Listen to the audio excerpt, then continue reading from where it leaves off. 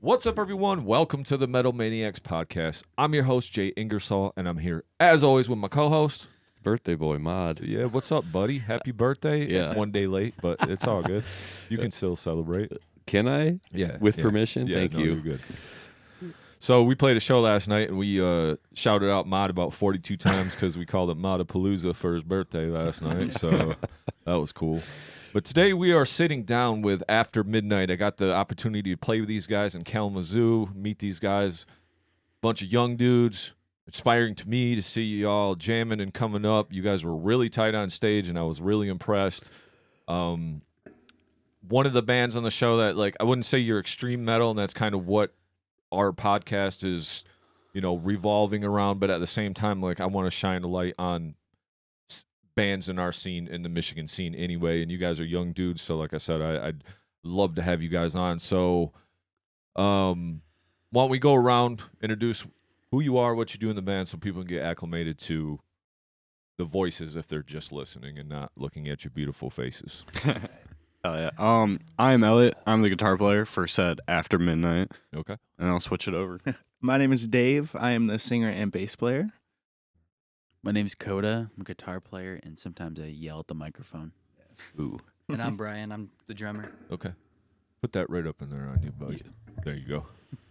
Cool. So tell me a little bit about you guys' story. Nick and I both listen to your stuff. First band that comes to mind, sometimes I'll just put it down. Like, and I know you guys talked a little bit before the show that some of your newer music is different. You've evolved, but what you guys got out right now, to me, sounds like really like rock and roll, corrosion of conformity, great vocals, great hooks. I know that says it in your bio too, like you guys want kind of the catchy hooks. Yeah. And that's one thing that really brought me in. The singing is really good on it. And the songwriting is really good too. So it's cool to see young dudes that have like some maturation in songwriting that want to like write good songs instead of just like noodle and fucking, hey, look at me, like look what I can do, you know. So tell me a little bit about just, you know, the inception of the band and what you guys got started into making music. I gotcha. So Dave and I, we wanted to be in a band freshman year of high school. This would be like 2018. So we started a band kind of not as a joke, but we just brought together a bunch of members and we're like, all right, we were the only ones that could necessarily play music, so we were the ones that stuck around. And then Dave somehow got Brian in gym class. Yeah. Yep. Got lucky. We were looking for a singer, actually. It's a couple weeks in, and I heard that he could kind of sing. He came over and then just started playing drums. And I was like, well, shit, we need a drummer, too. So you're our drummer now. Yeah. So that's where I stayed. And then, it was kind of just like a draft of people just constantly flowing in. And we're like, okay, you can play, you can't, blah, blah, blah. Mm-hmm. All great times, but slowly, I don't know. Well, totally, you guys, they played for like a year together, and then like they were just jamming out. And I had already graduated. I'm like 4 years older than them. Oh, okay. And then it was 2019? Yeah, 2019. 2019, they played, like, we have like a hometown festival. And I watched them play because I was just doing like the little like beer tent gig playing. I played there before. Like solo stuff, or I think or I was you have a playing different band or something? I think it was you and Dennis. It was Dennis. Okay. Yeah. Okay. You want to talk about Dennis? And then I saw them play, and I was like, okay, so these are probably the best musicians I'm gonna find near my age in this entire town. It's a small town, so it's not gonna like everybody else who plays music that's like competent is like over the age of 40 in that town. So Talking about Kalamazoo still, right? No, it's okay, Sturgis. Okay. Yeah. Thank you. And so I saw them play and then talked to them after the show, and I was like, hey, we should jam sometime. And then I think it was like a month later, I jammed. What is that song? We're getting attacked. That hollow table. Yeah. Sensitive. It sounds like somebody's around the I don't table. know. It sounded like somebody. But anyway, sorry. Yeah. Yeah, so I talked to them about jamming. I think it was like a month later, 2 months later, something like that. I just came over, jammed with them. I was like, all right, yeah, I kind of know what I'm doing. So the funny thing was I wasn't really like a hard rock guy. No. Yeah. No, Oh, really? I played in like funk bands, soul bands, Okay. and like I played like jazz band, all that kind of stuff. But I was like, all right, well, I'll take what I can get. Yeah. And so I ended up being stuck with these guys for the past 6 years. Hey, no, you guys got a good thing going. Like I said, you sounded really good when I seen you live, and I was very impressed. And I knew you guys are young dudes, 20 years younger than us about. So it's just cool to see that. It reminds me of my, our young days of wearing the metal shirts and being in high school and all that shit. So, but I was very impressed. And I met, was it your mom? His mom. Your yeah. mom at the show? So she was talking. Shauna was talking to her and, telling her about the podcast, this and that. And then I was talking to her and she was talking about how you guys are like so into the music thing and you guys practice all the time and this, that, and the other thing. And I was like, that's really, really cool to hear. So when was the band like fully together then? Like 2022 or you said 6 years, right? Yeah. Well, so like COVID kind of ruined everything. Oh yeah. So like we had started practicing writing songs. We were gonna like try to record them, and then I think mid 2019 is like when we all were established in the group. Yeah. And then unfortunately early 2020 is when everything kind of shut down. Yeah, shit hit the fan. We started taking it seriously, then had like a year off of like, well, what are we doing here? And then it for like 2 years it was like maybe trying to like practice once a month if we could, Mm-hmm. Right. just to like get something done, and like hope that practice would be productive in the 6 hours we would try to do. Because after like 4 hours of practicing and writing, it can just get Mind numbing. yeah. Yeah. And then then it just turns into jamming. Right. And you're like, I don't know if I'm getting better or worse. 'Cause I've been doing this for 6 hours. And then the hardest part is like showing up a few weeks later, remembering everything you just did. Mm-hmm. But after like it kind of chilled out a little bit, I think we started doing it more. Well, once we graduated. That's when it like Yeah. So they were graduating high school, and so I was like, all right, we got to find a place if we want to take this seriously. And so I went house hunting around Kalamazoo, and I had them moved in before like the ceremony for graduation was even done. Yeah. like the very last day of school was like the first day we started moving in. It was Yeah. very fast, very abrupt. But after that, we're practicing like every week. Yeah. Well, most kids go to college. Yeah. We left high school and just did the band. If we go into We debt moved in together just for this. full send band. It's what it takes. Yeah, I mean that's the commitment that it takes is to be able to, and then you guys know living together how that's going to work too. If Brian's going to be a dickhead and leave his mess around or whatever. How'd you know? No. I seen it online. No, I'm just kidding. What you can find on Google. I'm just kidding with you, Right. Brian. Sometimes. Yeah, but I mean, that is what it takes. Like you guys are in a great position. Like Nick and I always kind of say on this show, like those days have passed us by. Like the touring, like going all out. It's like you guys got to be in the position where you are before you guys have girlfriends. Yeah. Yeah. Dangerous territory. Yep. Good luck. But like, before you have kids and like serious obligations where you guys can just pay rent together and like really make it happen. So that's cool that you guys are doing that. You guys are basically going to school for your craft right now. Like just because you didn't go off to college, you're still like making the informed and like dedicated decision to your craft. Like people are going off to become engineers or teachers or whatever they're doing. You guys consciously decided to become musicians. I think you're still on the same path, even if you're not going to an accredited institution to learn.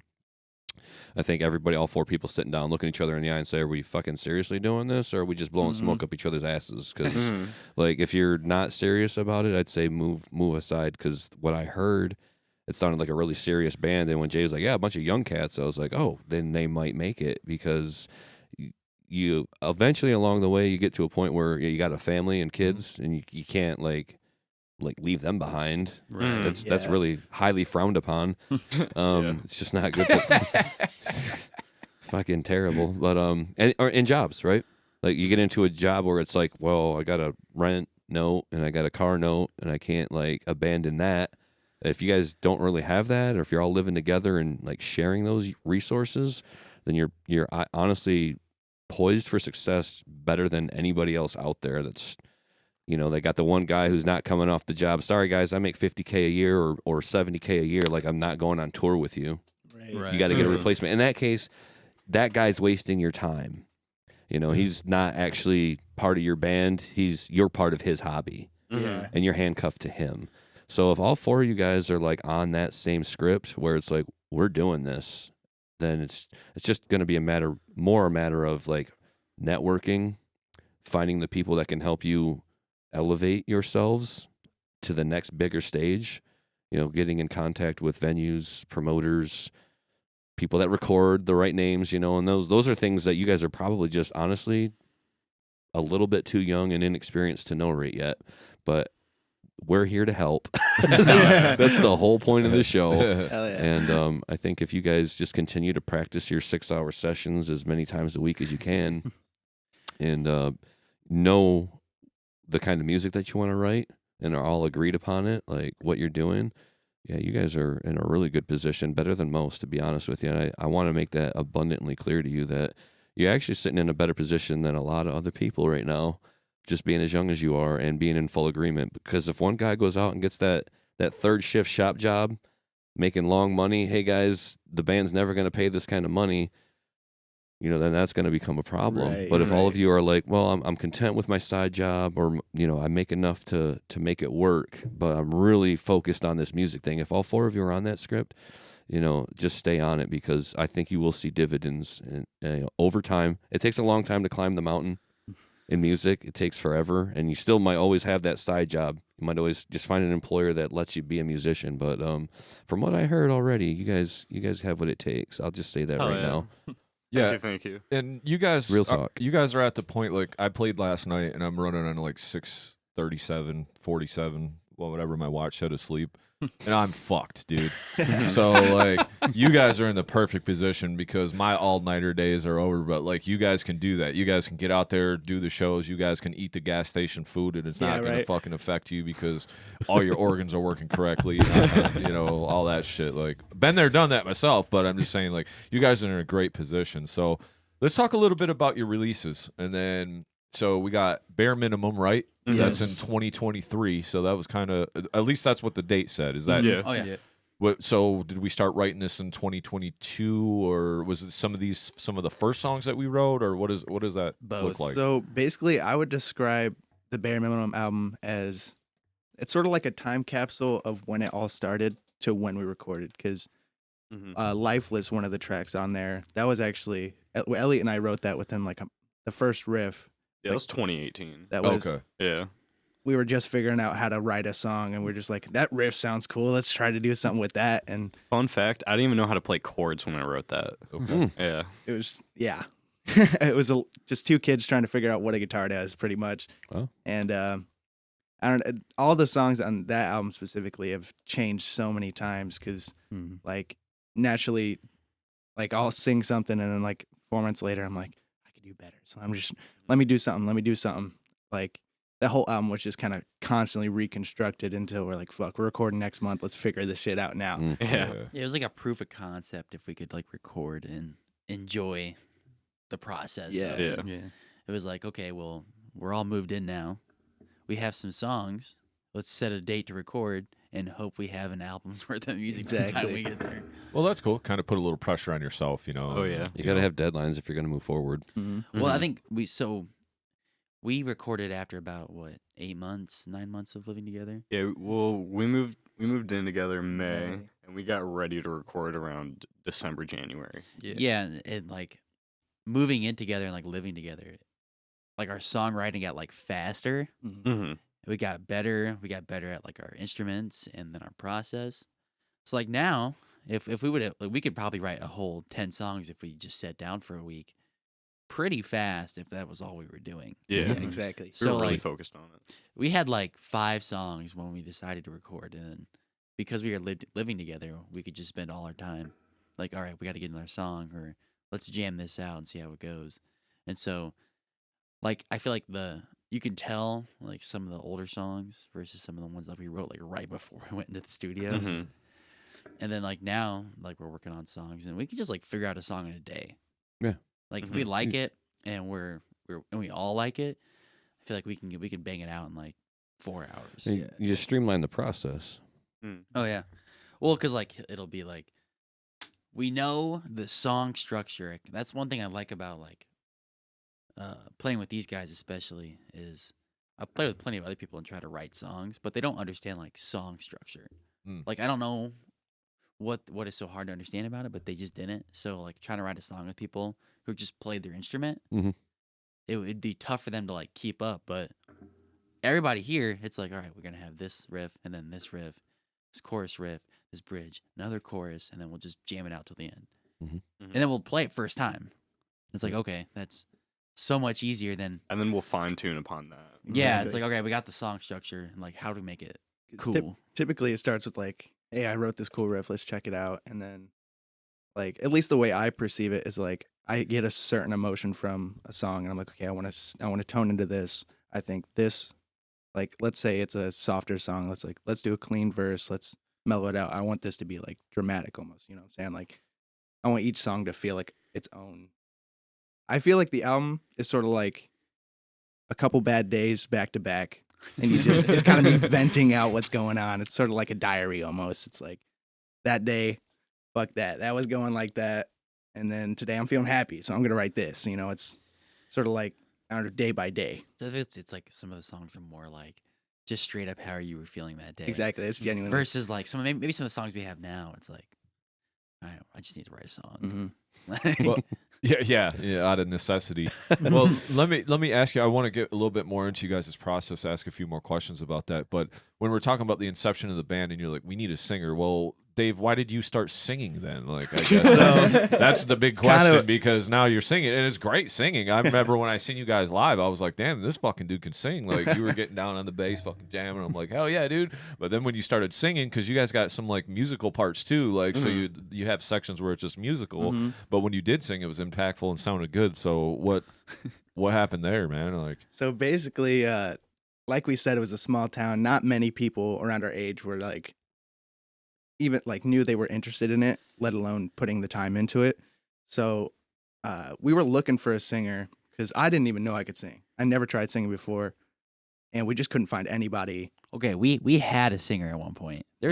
Yeah. He was, But that was when I was a little bit after. so when I saw them play, they had a singer when I first saw them play, but he just kind of like he did the thing where he like wanted to have a girlfriend. oh yeah, And like he's Typical singer attitude. You know what I mean? didn't show up. didn't much. show up all the time. yeah, he wanted the accolades, just not the Yeah. hard work. Yeah. And it was kind of like pissing everybody off Because he had a great voice. Like, he was really talented, but it was like yeah. the lack of dedication was just like, He was like wearing us classically down. trained singer, so Yeah. like, he could like kill it. But he just like stopped showing up. So finally, I think one day I was like, "Are you in the band or not?" He's like, "I don't know, man. I don't think so." I was like, "Well, you need to tell those guys you're not in the band because they're trying to figure out if they need a singer or not." And then I made him tell them.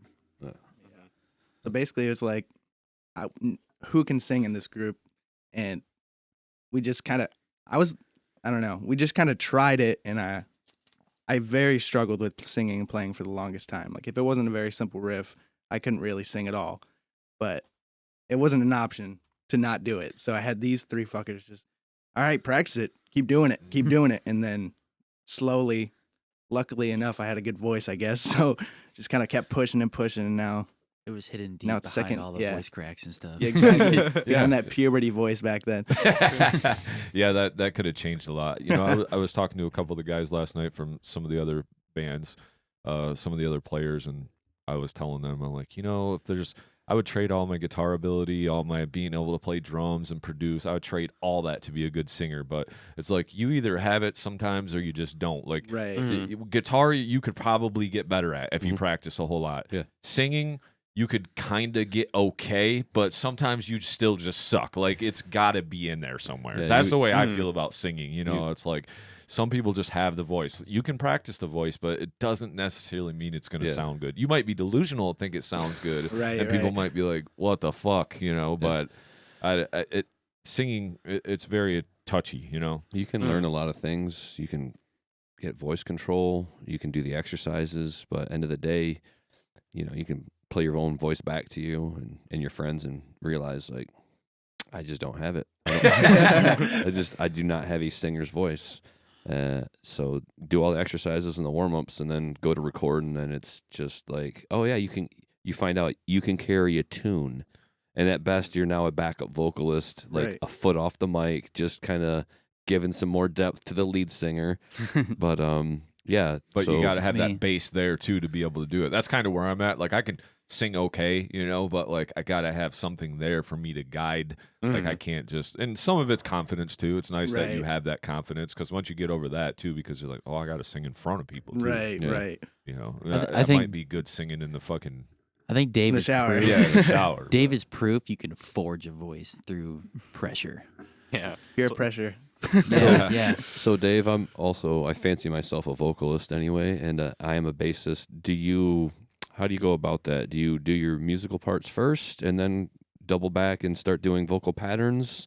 So, Or with your style of music, is it more like vocal oriented and then you'll just kind of play along the bass to the vocal melody? so basically, it typically starts all musical. Like we'll think of, is this song even worth putting the effort in of vocals at this Sure. point? So then I'll be playing it and I'll think like, okay, what I get certain ideas like melodies and I'll try to hum it in the mic, see if it sounds good, see if it's even easy to sing and play. And then it just kind of branches off from there where I'll get a recording of me humming it for a second and then a recording of the actual song. Then I can go in and just play it back to back and just work on like, okay, what works here? What doesn't? What do I need to put in and what do I need to take out? You're never gonna bring something up to us too if you, like, especially vocals, if you Mhm. don't already have a riff in mind. Too. Exactly. Like it's never gonna be just vocals. It's always gonna be like both or like a riff and then vocals. That's one thing I really struggle with. Like, sure, like going about my day, I definitely come up with like melodies of singing and stuff like that. But I really struggle coming up with vocals and then putting music onto it. Yeah. It's like, it feels backwards. I have to Mhm. have a riff and then be like, okay, what layers on top of that? You Yeah. know what I'm Like saying? what's the melody? Exactly.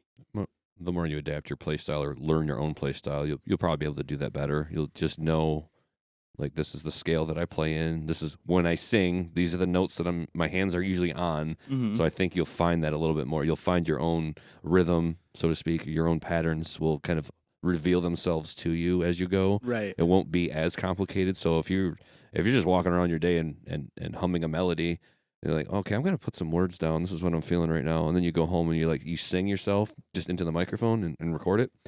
Then you'll just pick up your instrument and maybe naturally just find those root notes. Right. And then embellish. I think you'll get there. You're young enough where Praying your to God. brain can do that shit. So yeah, bare minimum. Who recorded that? What kind of production? Where did you guys go to a studio? Was that a self-done thing? Or? Yeah. We went to La Luna Studio, Kalamazoo. Okay. Shout out La Luna and Sam Peters. Sam We Peters love was a you. Sound guy. He was great. Amazing, man. He was the shining light through the rough times. Yeah. So did you guys learn a lot in that process? Like, yeah. We gotta. Brian's got to play with a click, or what? You guys were playing with a click track. You playing with a Yeah. click track? Yeah, he kind of the sound guy kind of like made us do it, but We didn't realize Yeah. how many time switches or metronome switches we Yeah. had in the Oh, songs. And it was a yeah. lot of, all right, dude, we got our songs ready.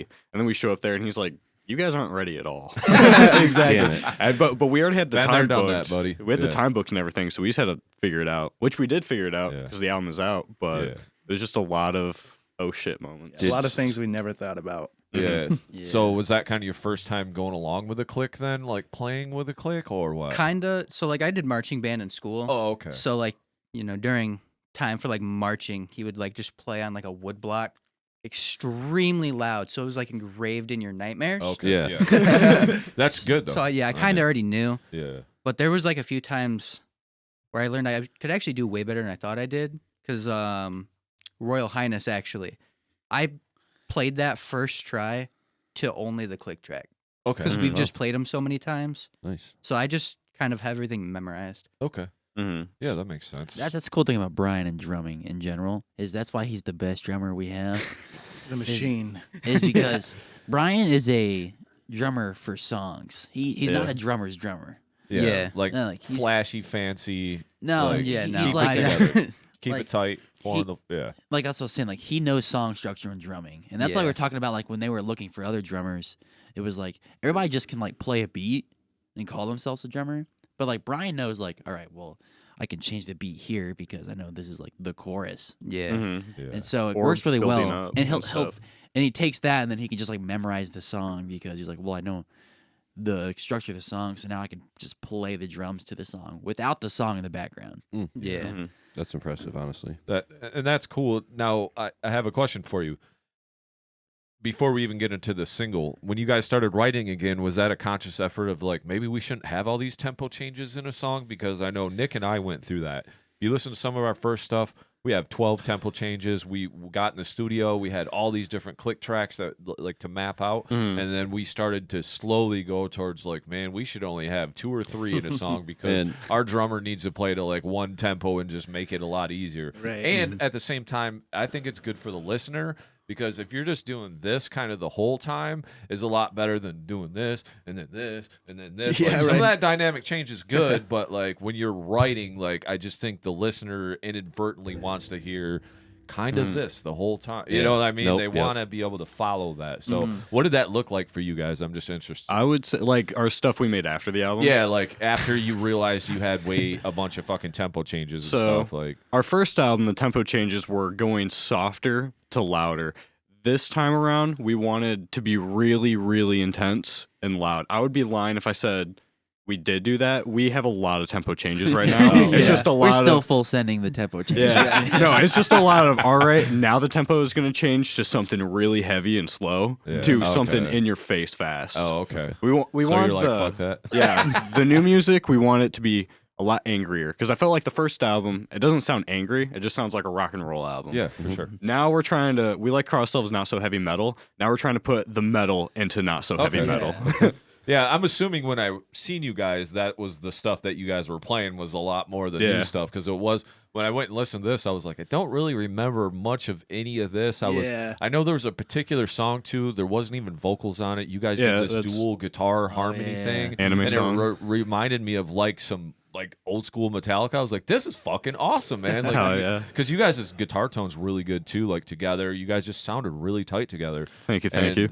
And when I listened to the album, I was like, "Where's that song at?" Because I don't hear that on there. Right. Funny enough, that riff, the intro, like riff for that song, the instrumental, was written like way before the first album. Yeah. Oh, We yeah. just did not know what to do with Right. the We're not riff. good enough at that point. And then finally, Yeah. like we had wrote some songs. We're like, well, we should write another song. It's like, what do we do? Like, we need to figure out that riff. We need to Yeah. make that something because that was cool. It was just like, how do we add vocals to it? How do we add bass to it? And finally, we're just like, no, we're all just gonna play that riff together. Yeah, no, And then no vocals. harmonize It's over cool it. by itself. We're Yeah. gonna run it. I Yeah. remember that particularly. So you guys did the bare minimum in 2023. How long did that take you guys? Like, like as far as like in and out of the studio type thing. Was it a weekend type thing? It or was, it a couple weeks or? It We was did a week and a half. Yeah, it was 5 days of tracking and then 3 days of mixing. Okay. So how long did you take? One day?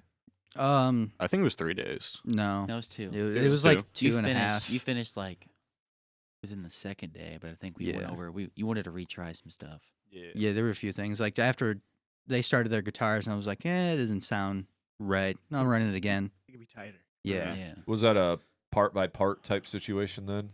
Sometimes I know for like going into bridges and stuff, he would have me like play the whole song, and then we would just start from the bridge to like overtrack if something was he wanted something different. Okay. I remember there was a kick drum thing, and I remember you just hit a kick drum. Like it was Oh like yeah, because it was the last wasn't day of loud tracking. enough. Yeah, and And you I was just like, I go want in there with a it mallet. bigger, so I just double tracked a kick drum, and I was just beating it with a mallet. Nice. All in the recording world, it is what you can pull off, you know. Hmm. Oh yeah, And then you guys got the single. Is it New Heads? new heads. Okay. Yeah. So how did that come about? Because that says it's 2023 as well. So was that just an album? Or was that a song that didn't go on the album? Or is that something new that you wrote that you were excited about? So you're like, hey, we got to get a single out? Or because if it was both in 2023, it seems like you just came out with music and had some shit to promote. Like, so what was the idea behind this just single? I think we were just like begging to release something. Yeah, we just- want Yeah. something done so we can be like, you know, you can tell our parents and our friends like, hey, this thing we've been trying to do for the past year. Here's something you can actually listen to now. Yeah. So- Yeah. Oh, so the single came before the album. Yeah, the, Yeah. the single's a okay. single on an album. All right. Yeah. On Amazon, it kind of will show me like, you know, in order, but like Mhm. Spotify, it's just random as fuck, and YouTube Right. plays shit out of order. I'm just like, dude, I don't know. Like I said, I was trying to attach myself to you guys' music in a way but it was just kind of hard to navigate for me. But Yeah, we were so the just- single came out first. Yeah. New Heads is on the album bare minimum. Yeah. Yeah. Okay, Yeah. cool. It's the opening track. Okay, that makes sense. Yeah, we I actually- didn't know because on YouTube Music, when I listen to it, that's not the first song. Like, really? It plays it way out of order. Then I listened, I listened to almost the whole album, and then I made sure I listened to the ending 7-minute song because I thought it was the fucking instrumental song, but it's not. It's a completely different song. It's a good song, but it's like kind of slower and stuff. Yeah. Kinda So I guess that makes sense. You got like some sort of auto shuffle on your list or something because it played straight from the front for me. Oh really? Yeah, I didn't know what was going on. I was I just like, listened- "What the fuck?" And then I went to Apple Music, which I don't have, and it only lets you sample stuff. And then it was in a completely different order. I was like, "This, I don't know what the fuck's going on." That's why I listen to everything on Amazon because that's what I pay for. So does Bare Minimum have hard copies for sale? Are you guys slinging CDs or vinyl or whatever kids do these days? Cassettes even out there, I guess. Kids stream. So, Good answer. No, I'm just kidding. We're trying to do CDs. We're just, I don't know. I know everybody streams. I mean, come on, man. We need, That's not helping you. It's also a budget thing. yeah. Yeah. We need someone to give us $100,000 for Yeah. the band. That would give us the uppity up. Yeah, I would get love to that. have vinyl, but Yeah, facts. Yeah, that's a whole. You know, like if you want to get like the T-shirts are cheaper. yeah. Yeah, I was gonna say that'll come down the line for you guys. You know, you keep doing your thing or whatever. You guys can fund yourselves through your merch sales if you get on that. It's probably a little bit more lucrative route. I would say the number one thing we've learned is touring or not touring. We don't tour. Playing a lot of shows does a lot of wear on your gear, and a lot of our stuff is broken. Yep.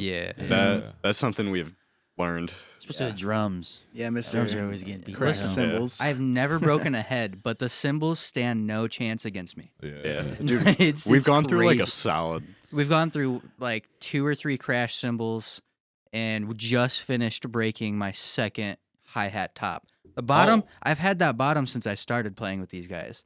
The top, I've broken 2 now. Damn, that's not Hi-hats is usually when wild. you break very much, but you Yeah. just hit Yeah. that Mhm. hat We've pretty slowly good. been buying more expensive cymbals Yeah. just Yeah, to keep up with them. Just because it's like, all right, well, if we're gonna end up spending $500 over the course of 6 months on 2 cymbals, why don't we just get one $500 cymbal? Yeah, and that's, It works better. It does. Yeah, They, you get what you pay for, especially when it comes to drum shit. You know, yeah, like the projection crash. Like, we're like, well, we were looking for like bands that use like metal bands that use like cymbals. Like, how do they go about not Yeah. shattering a cymbal? So then we go and see like what Gojira, the drummer, like what crash cymbals he had. We're like, okay, if he's not breaking those, Yeah. I think we can get some of those. Might be. I was gonna say he Probably might be, and they just sponsored be by him. sending us some new True. shit because he's out there touring with and putting a name on their stuff. You know, being sponsored. So That's what we need. It probably helps. They also use like 12 cymbals. so, And so not you just got 2 the whole time. Yeah, That's I an can only option. afford 2. Yeah, I get it. So tell me a little bit about how the name came up, because when you type into After Midnight, when you're looking for stuff, there's a lot of them out there. So where'd that name come from? So originally, when we first started the band, I came up with this name, Zenith. We were going by Zenith for a while. It was Yeah. solid like 2 years. Yeah. And then as soon as Koda joined, I fucking hated that name. he would just be like, Zenith, what are you, a TV brand? And then just making fun of us. We're like, all right, let's change it. It sounded like a high schooler's named a metal band. That's like, I was like, Zenith? Well, I mean, it kind Yeah. of did, right? Yeah. I was like, let's pick something That's a good else. point, though. Yeah, you're like, what are you, Sony Bravia, motherfucker? Yeah. It just every time like I would say like, well, what's the band name? I'm like, Zenith. And then it was like a solid 6 months to a year of just every month had a different band name. I remember we had And Day One for a while. Day One Yeah. for I realized that that's one. like a tampon brand. We're like, no, we can't get going. Now, what made me change is one guy was like, "Are you guys like a Christian band, like Day One?" I was like, oh, "That's not the vibe I want to go." Woof. Yeah, Yeah. wolf. Yeah. Fuck. So, We yeah. looked through all those After Midnights too. Like saying, there's a bunch of people who call themselves After Midnight. Nobody releases music though. There's like one, maybe jazz group. I don't know if it's an actual group or not, but they have a few songs. But everything I looked through like After Midnight was like, hey, nobody's actually releasing anything. Right. Mhm. So we could probably take that, Yeah. and run with it. And it's super hard nowadays to try to come up with something original, man. There's so Mhm. many bands, so many musicians. Even, Death is one of my favorite bands, and I'll fucking go on Amazon to listen to Death, and then I have to filter through fucking 32 douchebags that do fucking EDM that call themselves Death or Right. whatever because Mhm. everybody can release music now under whatever name, so they're just fucking up my catalog of shit I want to Yeah. look through. That was so- a huge thing when we were looking through like band names was the amount of like EDM artists who just like have a name and then release or I don't even know if they release songs or they just remix songs, but they'll just like post on like Spotify like their remix songs under like a name that's very popular. It's like, what? You can just do that? Yeah, Like, I don't like it. funny. That's the one, like, you know, it's twofold. It's cool that anybody can release music and it's accessible now. Right. It waters it down, though, on the other hand, because anybody can release music under any name, and it can be the shittiest shit you've ever heard in your life. Mhm. And to be like, well, thanks for putting that into the universe. we have Appreciate noticed progress though. We've watched our names slowly go up the list when you Yeah. look it up. Yeah, I think Yeah. on Especially if they're like Spotify, we're people number one. pretty close. Yeah. It depends if like you listen to anything around us. Oh yeah. So I think Spotify will like use an algorithm to like show you band names, and for people who like we're friends with who've like maybe never listened to us but their friends have, we will show up on the top of their page. Mm-hmm. So we're getting there. We gotta So make far more we're friends. beating off. We're beating. Hey, yo. We're winning in the after midnight race to the top. Yeah, just don't beat off any other after midnight. That's, Yeah. it might be a good way to get to the top, but It's proven. It's proven. So yeah, tell me a little bit then about the writing process. Then hold up, did you guys actually answer that question though? Like, what it was just a brain? Go ahead, Dave. I So- know you wanted to say something, buddy. You're good. So basically, gist of it, we couldn't come up with a name. So we were all working separate jobs. He was working I was working a factory. He was working a factory, and he was working late. Like he'd be like, we could practice, but it'd have to be like after midnight. And we kept having to say that, and I was like, well, after midnight. And then I don't know who mentioned it, but eventually, like enough practices after midnight, we're like, well, fuck, we're just after midnight at this point. That's cool. Okay, that's It's got cool, some though. meaning. Yeah, that's a good It's not just- story behind it, right? Yeah, not two words mashed together that make no fucking sense. Right. Yeah. Like, what goes on after midnight? Nothing good. But band practice, though. Exactly. I always thought it was like when you watch like talk shows and it's getting late, like the Late Show and stuff. They're always saying like they'll finish their episode and tell you what's coming on after midnight. You should put some after midnight talk show samples in your next album. Right, right. Yeah. That'd be cool. Or y'all got that should be your video. Yeah. Well, that's talk the shows. that's That's the a good problem. Is they idea. just started a talk show. Was it Called It's on after Netflix. midnight? Yeah, that on Netflix. Taylor Tomlinson. just started like Yeah. Yeah, she's less running than that. a year ago. Oh no shit. Yeah. Yeah. So it's kind of messed up. But You like, can coattail that. Yeah, they say parody that shit. Yeah, right. Yeah, so you guys were talking a little bit about your writing process. I know you said you kind of come up with a riff or whatever, and then you kind of streamlined it. I know, Koda, you talked a little bit about like having song structure. And I don't know if I said this already, but Nick and I are big fans of song structure. We're extreme metal guys Mm-hmm. through and through. We want to Oh, yeah. hear the heaviest, craziest shit, but we like other stuff too. He's a big rock and roll guy. I like a lot of other stuff too. It's just the way it is. But at the end of the day, I think the majority of the stuff that we truly enjoy have good song structures and good writing. So Mhm. tell me a little bit about you guys' approach to that, especially being so young, because we hear a lot of these other bands and they just want to throw riffs together, which we call riff soup around here. I'm not a fan of soup. Don't like it. Never have. Don't like smelling like it. I don't like eating it. It's just what it is. But tell me a little bit about you guys' approach to want to actually have song structure and like hooks and choruses and stuff like that. Is that like from what you guys are influenced by, or is it just that's what you guys want to hear in your own music?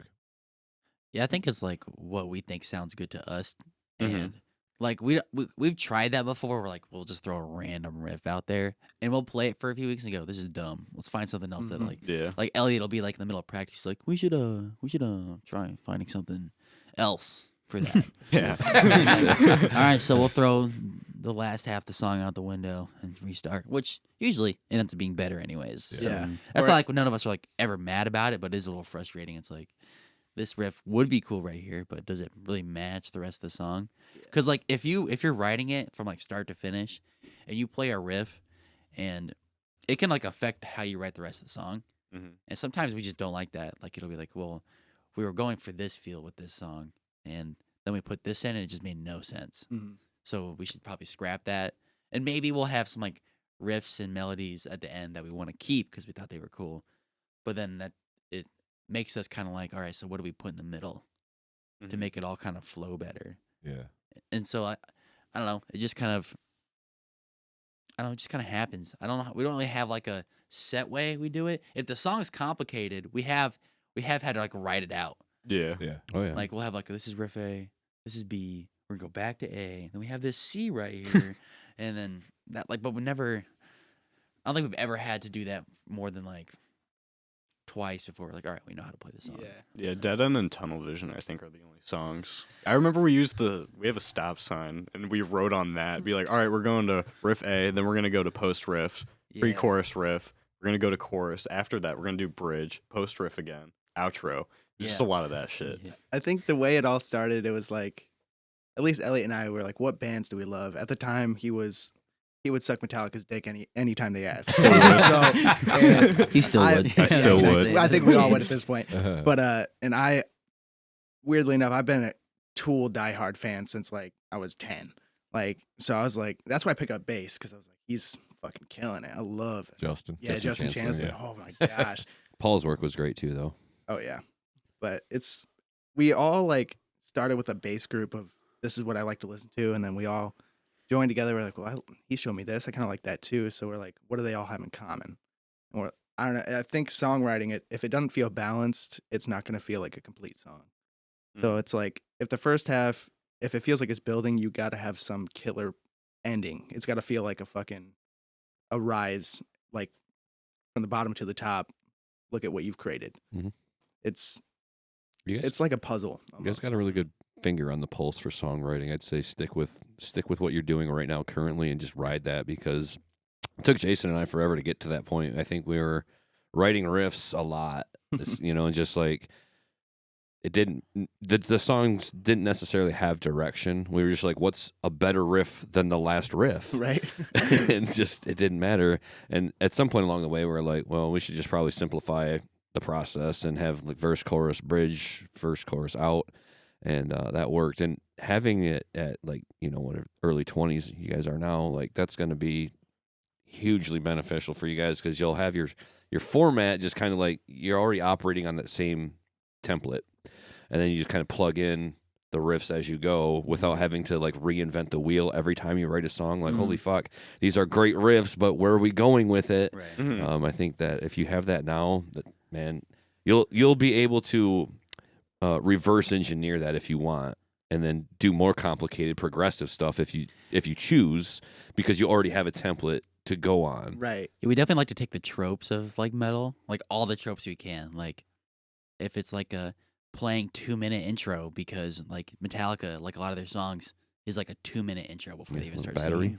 Yeah, Yeah, right. like so we'll do that sometimes where it's like, all right, we're just gonna keep playing these riffs because we think they're really cool, and then we'll start the song. If I can interject an opinion on that, whenever I hear those clean riffs and then the distorted part comes in and it's like a whole new fucking song, then that intro wasn't ever part of the song.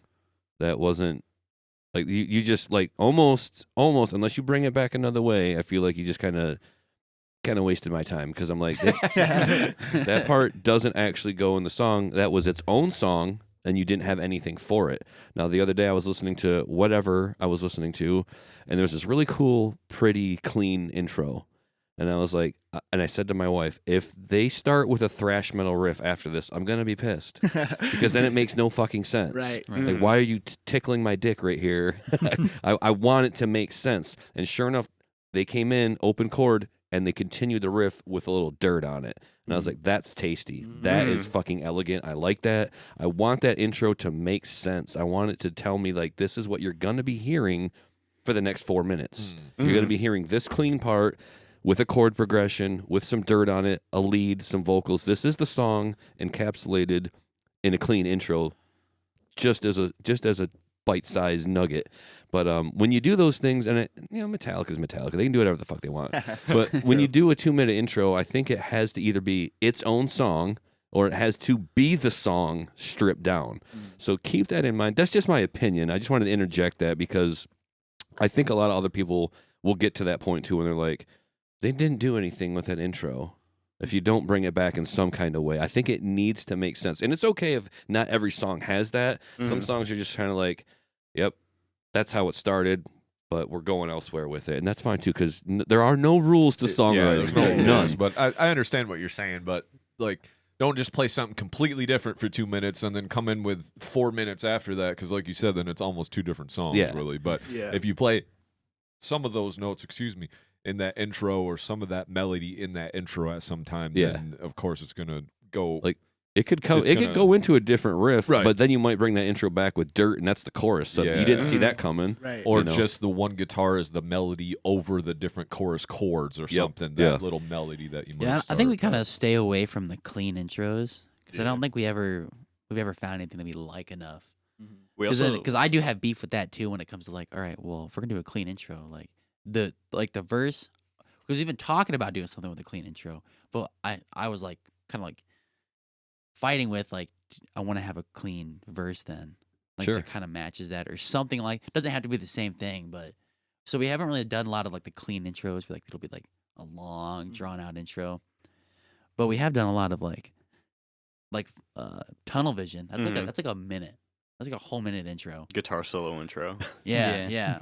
Harmony guitar solo intro. But it's in like Makes it the better. same it's in the same like progression as the rest of the song. Mm-hmm. Then you have like Dead End, where it's just like the fastest riff we can think of.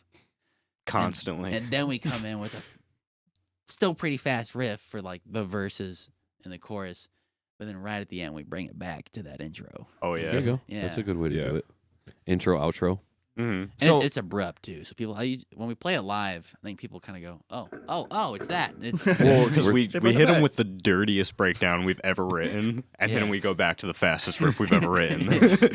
That's a good marker right there. Like that. So when you guys are writing songs, who is it? The two guitar players, or Dave? Do you come in with melodies on the bass? Like Brian, where do you fit into this thing? Do you just change things after they show you shit? Because sometimes I know as a drummer, it's kind of like I need something to drum along with, but Right. I know some drummers are like, "Hey, I got this beat. Can you put something to that?" So where do you come into this songwriting fold, or do you just say, "Hey, can we change this a little bit?" Or what does that look like for you? So basically, I'll sit there and wait for these three to figure out what they're doing because I won't play to them until I have a song structure that they're telling me. Okay. Yeah, normally we'll come in. Someone will come in with the riff. So that could And then- be Any Elliott, of or Koda, us. or even you, Dave. Do you bring stuff up on the bass or something sometimes? It's more common for the guitars to start, but we do have like a decent amount of songs where it starts slow on the bass, like doom doom doom doom doom, and then, like we all build up or whatever. But yeah, it typically starts with like we'll figure out exactly what the riff is like and like what our parts are. I think we'll figure out what the first two riffs are. That's what we are. Okay. The first part of our songwriting process, someone will come in with the riff, and then another person will be like, "All right, this is what we're gonna do next." That's when we start actually doing it. Okay. Because if we just come in with the riff, we're just fucking around jamming. Yeah, just but jamming once we forever, have the next thing to go to, that's when it's like, all right, now after that riff, we have to get a verse. We have to get a pre-chorus. We have to get a chorus. All right, now what are we doing after that? Are we going back to the verse? Or are we just kind of fucking off, going back to the verse later? Yeah. It's just a lot of that. A lot of decision making and Yeah. but you gotta have a couple riffs to start with. Mhm. So you just wait for them to have a good chunk of music, and then you're like, all right, then I'll fucking start playing, because if not, I'm just fucking off back here, right? Yeah, pretty much. Kind of wasting your time. You know what? You know what's super nice though? He is not the type of drummer who fucks around. When like there's You gotta shut the fuck up. when like it's the drummer's just fucking around. Oh yeah, dude. He just waits, and then when we're ready, he full sends it. Yeah, that's good. So- That's good. I remember. Go ahead, Nick. No. Oh, I was gonna say there was a guy at the show last night. Good friend, but I remember every time he would play live, this motherfucker would just be up there making racket forever. Like, I'm like, dude, will you shut the fuck up and practice at home? Like, I don't know what you're doing, buddy. Up there doing fucking rudiments and all this. I'm like, dude, come on, do that at home. Like, play when it's time to play the songs, but I don't need 25 minutes when the sound guy's setting your shit up of you just playing drums. Like, no one to shut the fuck up. So Brian, I take it you're like at least mentally present while the songwriting is happening. So you're kind of writing it in your head, but not drumming over their. Yeah. They're showing you, or they're showing each other, and you're just trying. I don't know. Some drummers might have to fight the itch to just beat the shit out of their drum set. You don't have that. Not really. You're fucking blessed. right. He's got like the opposite. He hates starting and stopping. That's what pisses him off. yeah. So That he's like, too. you Yeah. better have something for me because I don't want to do this like play for 10 seconds and then stop. So you're kind of like building your part upstairs while they're showing each other the parts, then you're at least you're present for that though. Like you're in the room. Oh yeah, no, he's 100% too always there. much present. So we staring. Because in the I'll sit there and corner. I'll hear somebody. I've come to the point where I've heard our song so many times, I know when somebody else fucks up, Right. and I'm gonna call them out for it. Nice. Just because. Hell yeah, no, you got to. Like, hey, you guy, roll that up tighter. I'm getting annoyed. Do better. And most of the time, I'm pretty stoned, Fair. like That's good. all the time. Yeah. Fair. Except for right now. Wait, I have to clarify. No. Yeah, no, I'm chilling right now. That's all good. It's all But, before that life. Sometimes it gets them to lock in. Yeah, everybody's like, I'm the complete opposite. I can't play when I'm like that. It's like, dude, how? I feel like because I'll zone in on something and I can't mess it up at that point. You're like Right. super focused too. Yeah. That's Like, good. That's good. The It double affects- kick tends to show up a little bit more though. Yeah. It affects everybody differently. Just But a hair. I get it. So they show you something. Do you say, "Hey, dude, I don't think that's." I would say, Or when you you- don't like something, we'll be playing it, and then he'll just slowly he just won't play. If it's not good, no, genuinely, he just won't play if he doesn't like He's it. just like, try again. Yeah. I'll play as soon as it's something I like. Or if we're writing something, he'll just be like, "All right, can we just play one of our actual songs and have band Yeah. practice?" You're like, Yeah. well, Fuck since this when do you shit. not want to jam? I love it, Brian, because I fucking hate jamming. I hate circular riffs. I hate the unending 10-minute jam session. I just like I'll set my stuff down and walk out of the room just to let people know I'm not into this at all. I want to write a song. Right. I'm super goal oriented. I'd like to know that by the end of this practice session or over a stretch of time that I'm going to have something to show for it. Yeah. When my friends, and I love them, bless them, but like when they ask me, "Hey, do you want to come over and jam?" I'm like, what do you mean? Explain that 3-letter word to me, jam, because I don't get it. It doesn't mean anything to me. I fucking hate jamming.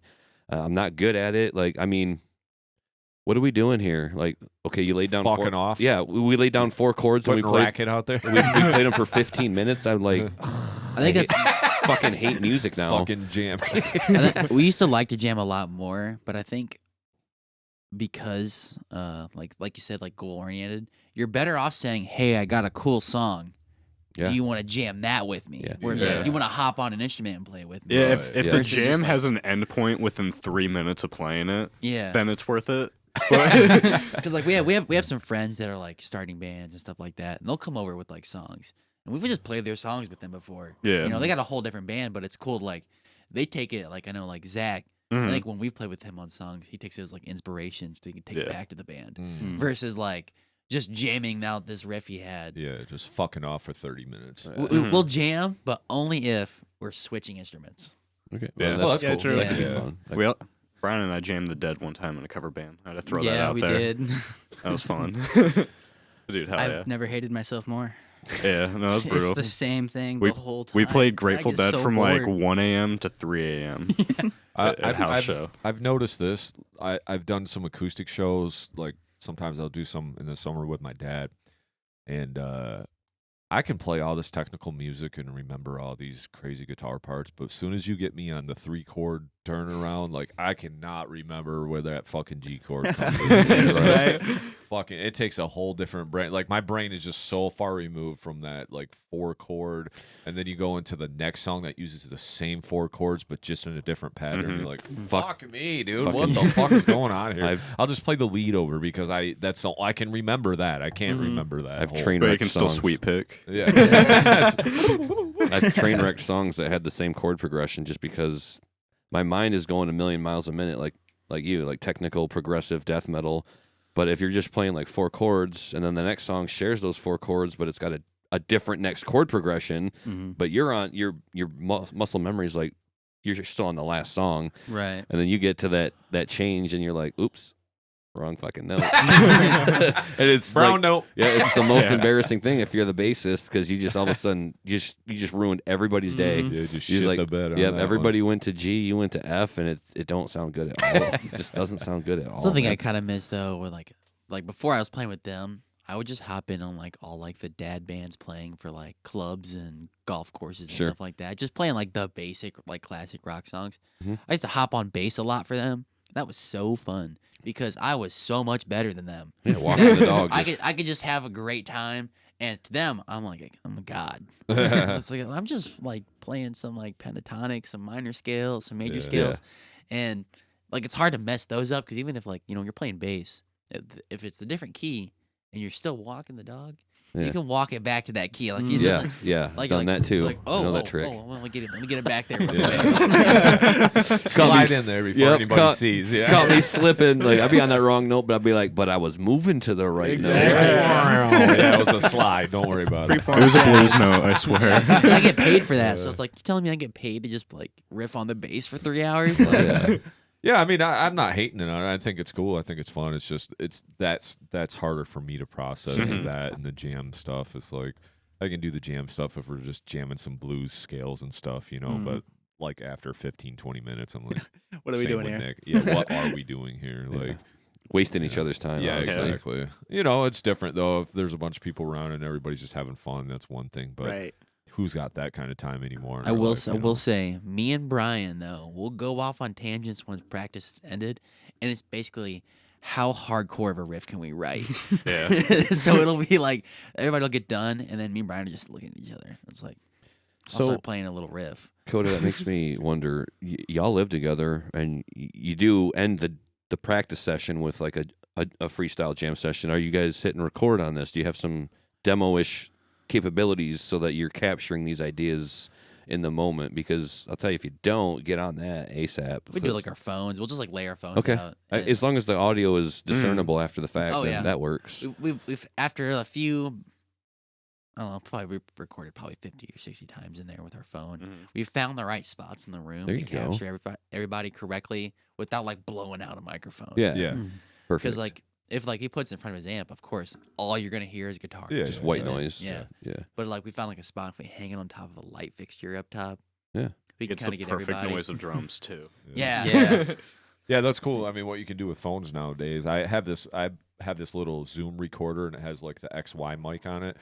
Takes a little SD card and one or AA battery, and that thing has been the most amazing thing. It's probably like $60-$70, but that thing's been the most amazing thing because you can just adjust the volume on it, but it picks up everything perfectly in the room, and it's cool just to throw it into Pro Tools after and just listen to the song back. And then I always say this, but I'm the guy that's like, yep, that riff's coming out of there because I listen to it now after practice and it's not good enough. So, So what's you guys' practice schedule like, especially living together and everything? Like, what does that look like? Are you guys grinding or got to fit it in where you can get it in? Or are you like, hey, every Tuesday we're doing this or after midnight?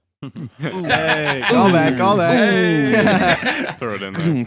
I think it 100% depends on like what's going on in the next few weeks. Like, Yeah. especially if we have a lot of shows going on. Oh, okay. It kind of goes back and forth. We have a lot of shows back to back to back. We won't practice as much because we're playing so many shows that it's Yeah. like, okay, well, You're already playing. we're already playing, so it's no need to. Maybe we do a warm up before every show. We'll play the whole set before we play. Sure. Yeah. Like before we pack up all our stuff, it's like, all right, we're gonna run through the set, or maybe like 4 or 5 songs that are a little tougher for us. Mm-hmm. I got you.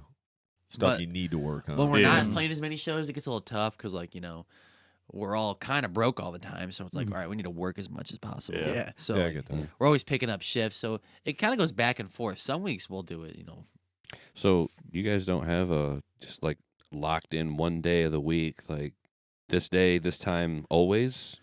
Are you literally always like texting each other like, hey, can you this day? Yeah, Because I would mentally exhaust myself with that shit. I would be so fucking tired of it. Like, Well, a lot of it is like because we live together. If we see all of our faces, Yeah, we're like, all right, that's- let's go downstairs. yeah, we're all here. Yeah. that's probably the best way for us to do it. Only because it's hard for us to do a specific day. We all work in the restaurant industry, and our schedule completely changes every Oh, week. yeah. Yeah, Oh, yeah. that's a beast, bro. Yeah. Yeah, I'm in it myself. I get you. I still would say, and this just hear me out here, but from this end of things, I would go back and fight for the time.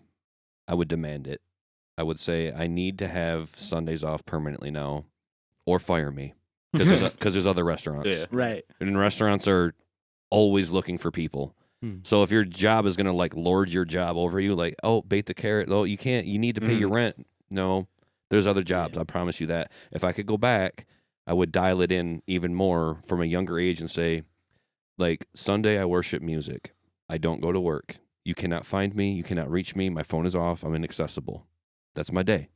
and then I go back and I do whatever you want. And maybe that's not the best for your restaurant, but I would maybe make that, you know, this is my 2 cents to y'all young cats, is dial it in so that you know you don't have to question each other or wait for you to all to trip over each other in the same room.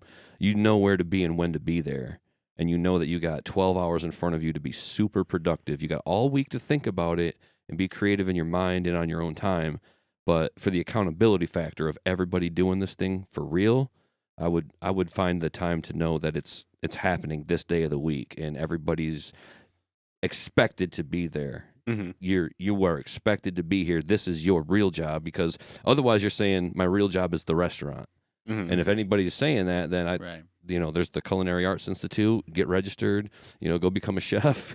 You know, like I love it. I'm for that life, but I would definitely say everybody get on board, get in the same seat, you know, like of the car, or anyway, the same ride, and just be there all day on one day.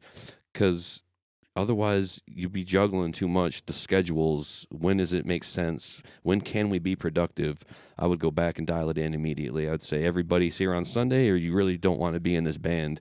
Just kind of have a little bit more of an attitude about it. Like, I think we were pretty dialed in at the end there. We were always like 2 days a week, whatever it was, Tuesday, Saturday, all the time, just all the time, Tuesday, Saturday.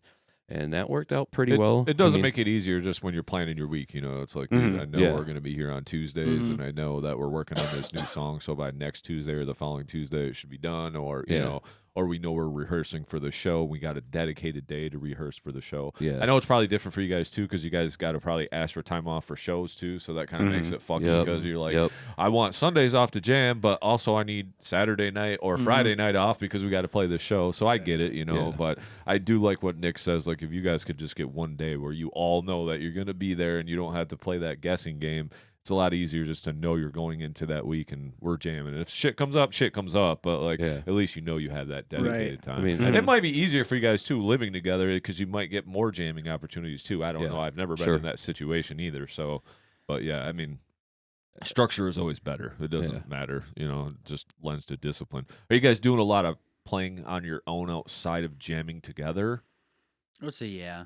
Yeah, we like all all just kind of fucking noodle around by yourselves, like when you guys aren't in a full session, or a couple of you guys will get together and write, or I'll definitely catch myself like after work, like especially because like I get home late from working.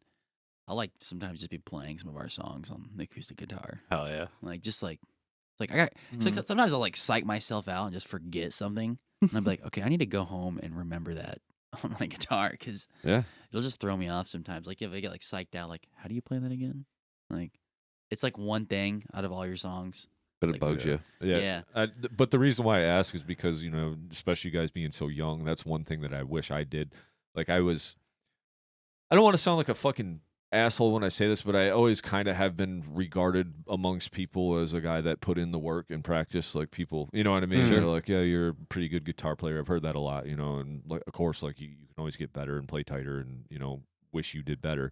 But like being as young as you guys, that's one thing that I wish I did dedicate like an hour a day or 2 hours a day to fucking either running scales or making sure my right hand is way tighter than it needs to be. Yeah. You know, so that would be my advice to you guys. Like, man, fucking try to put in those hours now, because then you don't have to put in so many hours later on down the line when you have less time. Well, the hours mean less at this end of things, because your brain stops being able to learn as well at about 28 years old or so. You're on the cusp. I already know, because you said you're older than these other guys.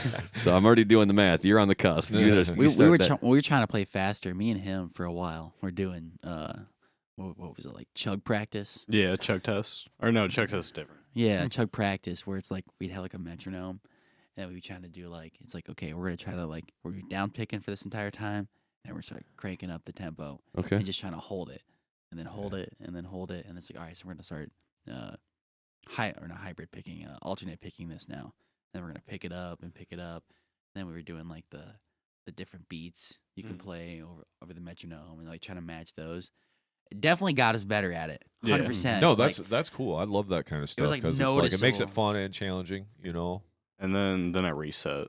Yeah. So. Oh yeah. He's got a huge scar on his hand. Oh fuck. Damn. Funny story. Funny story, yeah. You should tell the story, My, Koda. my birthday this year, of last year, I guess. Yeah. It was my birthday, and he came through the door after work, and I'm like, hey, take a shot. And he's like, I haven't eaten anything all day. Like, that sucks. It's my birthday. Peer pressure. You don't get a choice. And then a few hours later, he likes to punch me. It's his favorite thing to do when he gets drunk. Yeah. He likes to punch me. It's just, I don't know. It's like a show of. To be fair, we were punching each other, and the You, best but way you always possible. start it. You always Consensual like, punches. hey, can I It was punch you? consensually punching each other. Right. And then he's like, all right, can I punch you one last time? But as hard as I can. Just as hard as I was like, sure, man, go ahead. Breaks his wrist in 2 spots. Yeah, no, Damn. I have a metal plate and 9 screws in this. So how long did that take you out of the game? So I was playing keyboard for like 2 months. Yeah, we still played our shows. Yeah, no, we opened for Singer Saliva. Saliva, and I had to play fucking keyboard. Josie Scott? Yeah. Yeah. What about you, Brian? Do you play a lot on your own, or? Sometimes I have an electric drum set in my room. Oh, that's cool. And then, funny story, because like I'm self-taught. I've never been taught how to play drums. I just do it. Yeah. Mm. Besides And- your Marching band? Yeah, Marching besides band, marching band. yeah, But like which is I not a joined the kit, band, so- I've never touched a drum set. Right. So I kind of just started from scratch. Sure. But he's like, hey, there's this cool thing. It's called DBO Academy. It's like, oh, I know who that is because it's the drummer for I Prevail's website. It's like Okay. a drum school. Right. So I've just kind of been doing that lately. Mhm. But I've learned I can already do 80% of what he's trying to teach me already. Sure. So I'm kind of just skimming through trying to find where I lay and what I need to be learning. what you can get better at. Yeah. Whatever. Yeah. I mean, to me, that is, especially at you guys' age, that's such a big thing.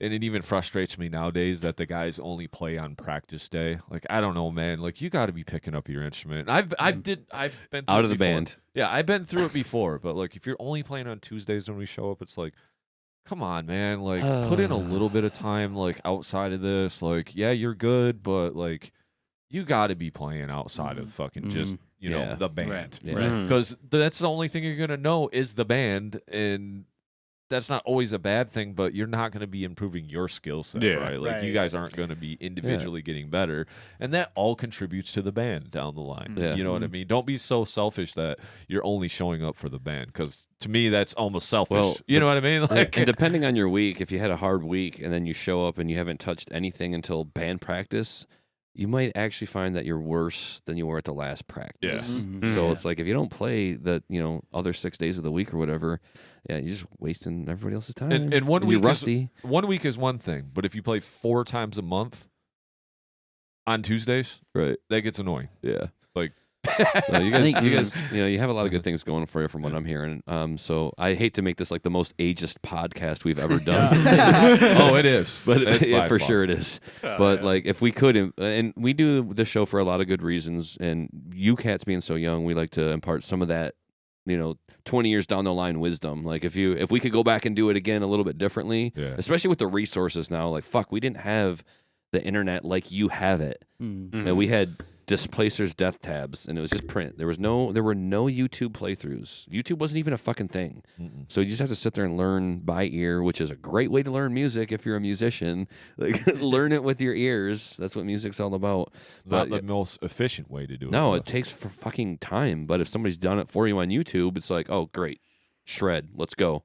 So there's definitely some approaches that we would do differently, and because you guys, you ain't got a career to walk away from. You ain't got a family to leave at home. So I would definitely put Yeah. all my eggs in Yeah. that basket right now. Yeah, let's just let this be known that we're not telling you guys what to do, but No, we're just there's trying to impart some wisdom on you guys about Yeah. like some things we would do differently. Maybe that might That's- help you guys along your journey. Well, also you know? because I'm fucking excited for you because it sounds good, like you know what you're doing. So Yeah. I want to see you succeed. yeah, you guys have got all the Oh, yeah, things thanks. lined up. You know what I mean? Like you are already playing the game wisely as far as like moving in together, knowing that you got to jam, getting schedules together, and Yeah. constantly wanting to get better and stuff like that.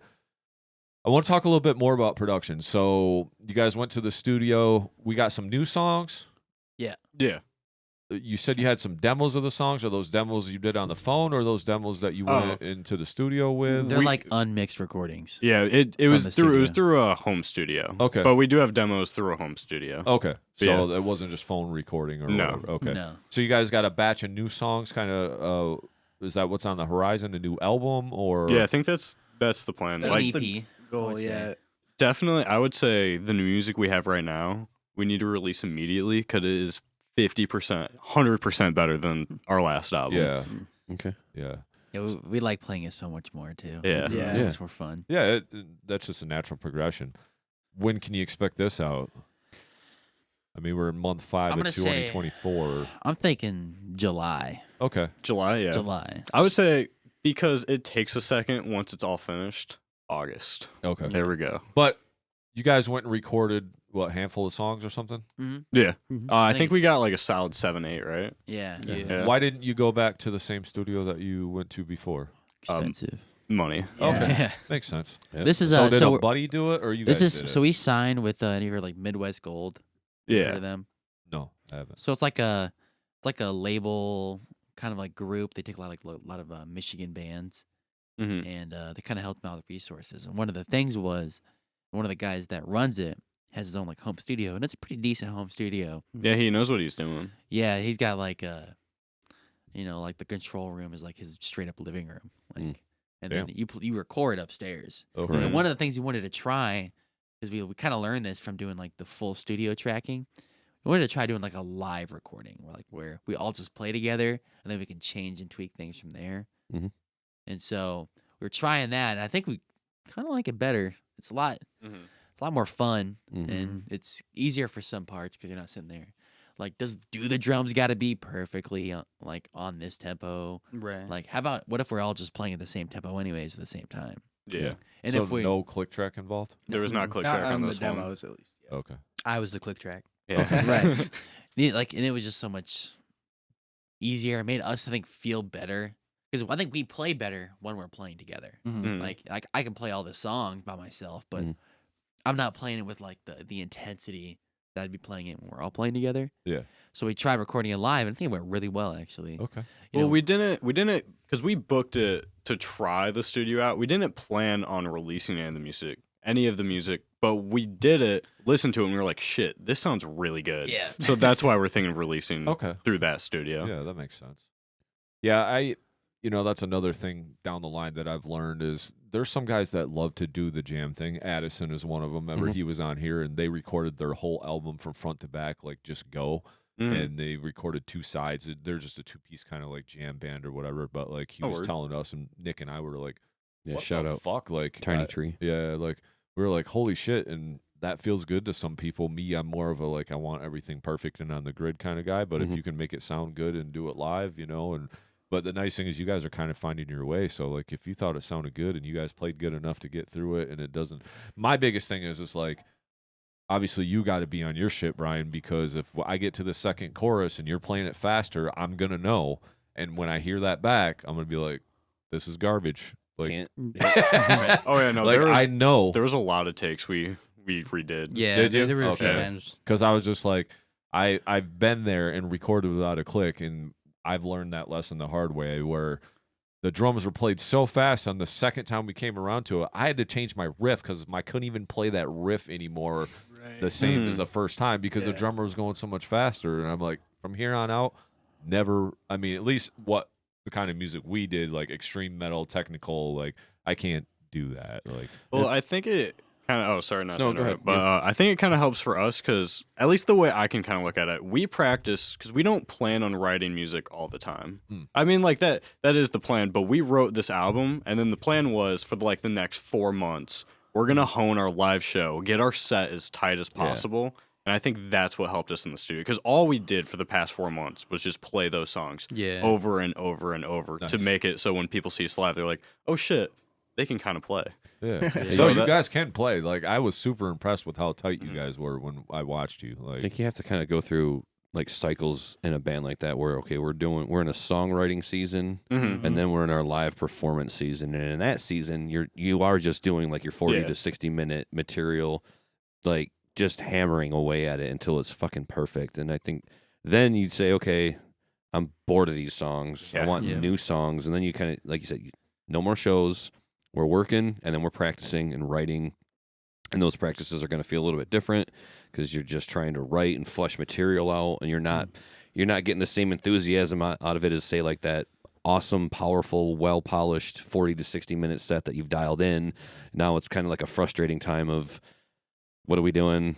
I need productivity. I need my time to be valuable here. So, but yeah, I think having that discernment and saying, yeah, like, okay, we're done with that set, you know. But that's all. When you do make that set though, and you make it really tight for a live performance, I mean, the proof is in the pudding, and that's where you're going to make the fans, and that's where you're going to win people over and sell the merch. Yep. And I think that's important. Definitely beyond that. Now, when you guys are jamming live, Dave, are you singing when you guys are all jamming, or is it all instrumental? Then you lay the vocals on afterwards? Because I know the singing itself is very temperamental, right? Like that's like you fuck up something singing, and then everybody else is looking at you like, "What the fuck, dude?" Like, right. So, like, typically during the writing, it's like we'll play, like we'll figure out what the verse riff is. So as we're practicing, getting tight together musically, I'm kind of like, I kind of sing something over. I don't have any lyrics yet. I'm just kind of like, certain words will come to me, so that's kind of what I go with. And then that'll be most of it. I'll just kind of keep it simple for that. And then as we finish each section, I kind of, as soon as the song's all put together, then I'm like, okay, this is what I stick with. This is what I want to come back to later on. And then I am canonically terrible with remembering lyrics. New heads, actually, it's funny because it's literally just silence, just hi-hat and only vocals. Of course, that's the one song I always mess up live. It's so funny because every time we play it, I feel all 6 of their eyeballs staring directly. We have a at bet me. on it. Whenever the song comes on, Brian and I'll look at each other and like, if he fucks this up, we're playing this 6 times next practice. Back to back to back to back. And guess what he does? Yep. but like, so when you guys were doing the live recording, I'm more talking about. Like, my bad. So yeah, no, you're good. So we did have a mic, like if I wanted to keep us in the thing, like keep us on Like a track scratch exactly. Okay. But Okay, I got you. it was mostly like if I felt like I needed it to play how I usually do, that's when I'll do it. And then we went, recorded all that music together, all the instruments, and then I went upstairs and recorded all the vocals separately. Yeah. Mm-hmm. Okay, that's cool. That's kind of what I was thinking that you were saying when you were laying it down. What dictates if you guys put like a guitar solo in the song? Because I noticed you guys had some guitar solos. You guys both solo. Like, is it just a feeling thing, or That's more, I think, for song structure wise. I feel like there's a lot, like Dead End doesn't have a guitar solo, but it was just because we had so many riffs that we felt like it didn't need one. And then, like, we don't, in the best way possible, we don't do a lot of bridges. That's where our solos go. okay? So we'll do, like, after the second chorus, the plan is we'll do the first half of the song as a normal any song goes. For intro, verse, chorus. Then the second half of the song is where we just kind of like to play around. We'll do, like, a riff, try to do that riff into a solo, come out of the solo into, like, some heavy, heavy riff, and then possibly go back into the last chorus. Okay. So that's how, but, like, if... We're also not like shredders by any Yeah. means. Like we don't call ourselves that. I don't think we'd be lying to ourselves if we said we were shredders by any means. Well, Yeah, So, but like, the so- melody that you guys put down, sorry, I didn't mean to interrupt, but I just wanted to interject that, like, yeah, you might not be shredders, but, like, the solos stuck out to me when I seen you guys live. Like, they were good solos. Right, I think it's, but you know. we write a solo if we think it fit there good. Yeah. Okay. Yeah. And Like- we also sit down, whenever it's a guitar solo, we sit down together on, like, acoustics and stuff, and we'll, like, it'll take, like, 2 hours, but we'll write out a whole solo, Yeah. and then we don't change it from there. Like, that's just how Yeah. the solo is. It's kind of yeah, funny. it's got to have the phrasing and the Mhm. melody and everything. I think it also has to serve the song, and more than anything, I would tell people these days, who cares about shredding? I mean, I just want to hear a melody. Not It many needs, people. it needs to serve the song. Yeah, people don't really listen to solos that much. Musicians do. Other people, I mean, you go back in time to like Pink Floyd, and you're waiting for Dave Gilmour to fire one off. Right. But, you know, by and large, like people don't really care for the solo section that much. So I would say make it more memorable in the melody department and less like, look at me and how good I am Yeah. on my instrument, because that stuff, it don't really mean anything to the average listener at the end of the day. They're just kind of, some people are kind of like, wow, that's fast. You know, like that's what happened there. Well, nothing memorable.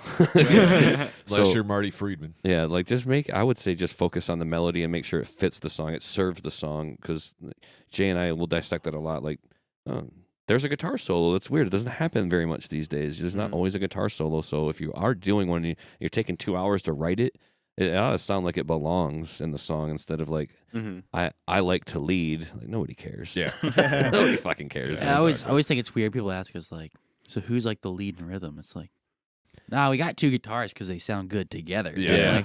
Like if we split them up too much, it's just gonna be one guitar and then a soloer. Like we don't even like to do that. So it's always funny when people ask us that, because it's like, I don't know, we kind of go back and forth. I mean, it's not like. So am I interpreting that you guys write the leads together? That depends. I would say so. I mean, we definitely. I feel like we'll have a conversation at least once about it. Yeah. Like, it's never like someone will write the lead and then we'll never talk about it. It just goes with everything in the song. Every part of the song we all have to talk about at some point. That's good. Because like we'll like, especially when like we're just writing the song, we've got the structure down. We'll play it, and we're like, maybe we should like add something here, like or usually it's not even anybody saying anything. It's like, yo, check this out. Pretty cool, right? Yeah. Like yeah, let's go, let's run that, let's try that. Cool. Like what was it? Like it was a few weeks ago we were working on that new song we were trying to write, and we like everybody had a different idea, like just a slight difference in how we should play it. So we ran all 4 of them to see which one. No, that's cool. That's the way to do it, man. Then you just all know what sounds best instead of my way's better. Yeah, that's a very good way to do it. Try it your way. I think it's Try whatever your sounds way. the most Exactly. like musical. Like, Yeah. like when we're doing like something that's like a transition riff to something, like we'll like play it like 15 different. But this is the part Brian hates. yeah. Is when we're like, all right, we're gonna play it again and again and again, just slightly changing it until we find it. We're like, okay, that's cool. We're gonna go with that. And then we play the song from the beginning to the end. Yeah, and then we have to play it from the beginning to the end. But you got to nail that one part. You got to stick it. We like to have a lot of. This is another thing during songwriting process. Oh shit moments. Like at least once a song, we want to have a moment where it's like, that was really fucking cool. Like we have the guitar harmony in Homified. Yeah. I think that's an oh shit moment. The breakdown in Dead End. Just like something where it's like, that is the coolest part of the song. Yeah. We always want to have like, because if we just write, I mean, we have written like basic like best good song, super basic song. There's no oh shit moments. Yeah. But like, I feel like with now the stuff we're writing, it's always we have to have something super It's cool. like you or have we like won't your do it. lyric hook, but you need to have like that musical hook. Yeah, I Yeah. get it. Of, Yeah, like, something that something that you want to turn it back on again and listen to it again because it Exactly. really kind of added that little salt and pepper to it. You know? Oh, yeah. That's my big goal. Is like, I'm sure like they might be not the most complex lyrics or whatever, but if I can get that melody stuck in your head, I just want to pull you back. Yeah. Yeah. That's a great idea and a great way to approach the lyrics. Tell me a little bit about you guys' website now. Is that something you were talking something you were That's talking him. about? Would you say Gold? What was it? Oh, Midwest Gold. Oh, No, Midwest Gold. Did they help you get that all set up? no, that or- was just me. okay. Because you guys got an actual Yeah. like You gotta- .com or whatever. Not Yeah. a lot of people have that. Yeah, not because some heavy you metal. gotta actually buy the domain and all that shit and set up. Like I know all Yeah. about that, but That was pretty cool. So that was actually through it's a website called Bandzoogle. oh okay. They're pretty cool, and you can like buy the domain there, and then they have a lot of tools to help build it. I'm like, you can go through and you can add like all like the JavaScript and stuff if you wanted, which it'll let you, but it has like all the basics of like how do you want it to look. It gives you templates. Drag and drop and stuff. make it That easy, website yeah. has gone through like 20 different renditions. Oh yeah, I get it. And I'm slowly piecing it together over time with like how I want it to look. Yeah, it's It cool. costs- I just know there's a lot of bands that come on the show and none of them really have a website. So it's just I thought it was kind of interesting that you guys actually had one. I The mean, biggest- it's not super complex or anything, but I mean It doesn't really gives- need. It doesn't really need to be either. No, It's like yeah, you don't want too much on there where they get on there and they think they're playing fucking Minesweeper or Yeah. something. the Right. biggest Going on, reason we like- like put that together was so that people will ask us, because the one thing kind of annoys. I'm not saying annoys. It annoys me. It's a personal thing. People go, "Can you let me know when your next show is?" It's like you and everybody else. Like Right, like yeah. if I, it's like, do I need like a mailing list for you guys? Yeah. You can do You that. can- yeah, exactly. And I seen that you have one. And Yeah. then that also has our shows posted on the website. Yeah. Yeah. So as long as I'm, keeping it up to date, which I can goes back and forth on sometimes. But I'll be like, I'll like go through and do like the next 6 months of shows, and then forget that I need to go back and. No, change them. that's cool that you got a mailing list. Now, that mailing list, is that through Bandzoogle as well? Because I know they, like, when you collect emails and stuff, there's different ones like Get Response and all that. I'm very familiar with, like, the internet marketing side of things. I know that, do you have to pay, like, a certain amount each month for Bandzoogle or something? Yeah, Is that what it's it like is? basically like, it's no more than what it costs to host a website. Like $20 or something Yeah. or whatever. Yeah, that's It's not like bad. $20 a month, and Yeah. I got a website with. And you get emails. I get like, emails. They could post their shows. I could put a store on there if we had like enough stuff we could sell Stuff for on there. merch and shit. Yeah. That's cool as fuck. Yeah, eventually I'm gonna get something like that for the Metal Maniacs, but just not quite there yet. Plus, I always got a fucking dick ton of work to do as it is for the podcast. So that's all stuff that will come around. But it's stuff I had for my other business, my production business before. Talk about shows then. We're talking about some shows. I see you guys got some shows coming up. Tell me a little bit about some of the shows you guys got coming up. I think the next one's May 11th, Ann Arbor, right? Yeah. There's like Yeah, we're playing Ann Arbor Music Fest. Yeah, Blind Pig. Yeah. So it'll be like a lot of, like, I think it's 8 or 9 bands, I think. And then, So is that the first time playing in Ann Arbor? No, we no. played there Okay. a few times. Okay, cool. Yeah, we That's a played fun spot. Metal Frat. That's pretty sweet. We played Metal Frat twice, right? Yeah, that place is cool. I don't know if you ever heard of that place. So it's like a DIY venue. Like a house show. Okay. It's a frat house, but it's like one of those old school, like, 20 bedroom with like the bar in the basement, like frat houses. But it's a co-ed place, and I can't remember what happened, but they were telling me they like lost funding because they became co-ed or something. Like they weren't allowed to have girls or whatever, and the way they're funding it, they throw little shows there. Oh, okay. Yeah. And then they're good. Well, they Like, charge like a cover or something, and then that's Yeah. how they help pay for it. And then Mhm. you guys It's like basically play for free to support it. Is that what you They did? I think they still Yeah, pay no, us. they paid Yeah. us Give us- piece last time too. Oh, that's cool. But like they'll like sell they'll be like grilling out and stuff and like selling food while they're there. Oh, that's cool. Yeah, it's like you can get like corn and hot dogs and all that Oh, good yeah. stuff. Yeah, they were just That's grilling out cool. last time. That was cool. It's like Porch Fest is what they called it. Yeah. We got the cops called on us for Porch Fest. We got it shut Because they were down playing it outside, and it was like, you want us to play outside, Yeah. like in the middle of Ann Arbor? All right. Yeah. It's gonna be Cranked loud. it. So we Yeah. played after midnight, and then after our set, the cops showed up, and they're like, "You guys need to take this inside." Yeah, band's halfway through the set, and they're like, stop, just stop, Yeah. take it downstairs, Yeah, finish your motherfuckers set. ain't trying to hear that shit. Yeah. Yeah. So it looks like you got mostly May shows, huh? Then you're playing at Skeletones. Oh, that place is Yeah. fun. And May 25th. Is that the first time at Skeletones? You played there before too. No, Skeletones is always our like. I don't know how to We describe. just it. kind of like the place. Yeah, we so he is like over it. there. Yeah, like we a- played there a handful of times too. Yeah. They were our first show. So. Yeah. Yeah. Yeah. And Mark's cool. He's always been nice to Yeah, us. Mark- He's Cool. met Metallica, so I respect Yeah, him for yeah. life. Yeah. Cool. Yeah, he also has a nice sound system, which comes in handy. What's going on at the Michigan Music Fest? What is that? Is Is just that- a lot of That's bands? Detroit. That's Detroit. Yeah. Yeah. That was a show given to us, I think, by the guy who runs Music Factory ish, or at least works there. But he was just like, "You guys want to get in on this?" And we are like, "Yeah." And then we could possibly headline. I don't know. Our logo is like the biggest name of the poster. Oh, no shit. And I they was sent like, us a poster, and it's like, why are we I think it's because we had the nicest logo. I think is why. Well, because we Push all asked the other him, ones and to the we bottom. were like, "Hey, are we headlining this?" He's like, "Do you want to?" It was just like, "What do you mean? Do we "Yeah, want?" aren't you supposed to be running this yeah, thing, I was man?" like, "Why are you asking us?" They're like, yeah, the band that draws the biggest usually headlines. So Yeah. we'll see what Sometimes- happens Yeah. there. I'll in case you guys don't know this already, sometimes you don't want to be the last band performing. Yeah. Oh yeah, we no, know. no. That's why we were a little. Yeah, Because the plan was we wanted to go to this festival because obviously the other bands are going to draw huge crowds. Yeah. yeah. And then it scared us a little bit if we were the biggest band in Yeah. Detroit, the Yeah. city we don't live in. Exactly. Oh shit. And then you guys are playing M40 Speedway, huh? Oh Yeah, yeah. That's gonna be that one's gonna be a fun one. Yeah, it's a racetrack. Have you ever been there? No, I've heard of it. That's why I asked. Yeah, so you just kind of like, I don't remember how we got a hold of them. Eclectic Room. Eclectic Room. That's that right. guy I met really a guy liked from our like a set. radio station guy, and he was like, "You just talk to them. They're trying to do some shows there." And it's just gonna be like, it's gonna be a night of racing, and then after you're done, you can watch a concert. Then there's bands that are you playing outside then? Is yeah, that what it is? yeah, it's gonna be outside, and he's like, he's gonna have like a trailer, for the stage. for the Yeah. stage. Okay. Because Are people you guys like the only like band on that then? Or yeah, is there- yeah. Okay. They don't really do it a lot, and I think it's because they don't know any bands. Yeah. Yeah, I get that. So I was like, well, if you need bands, we can send you plenty of Yeah. them. There's a lot of bands out there. Yeah.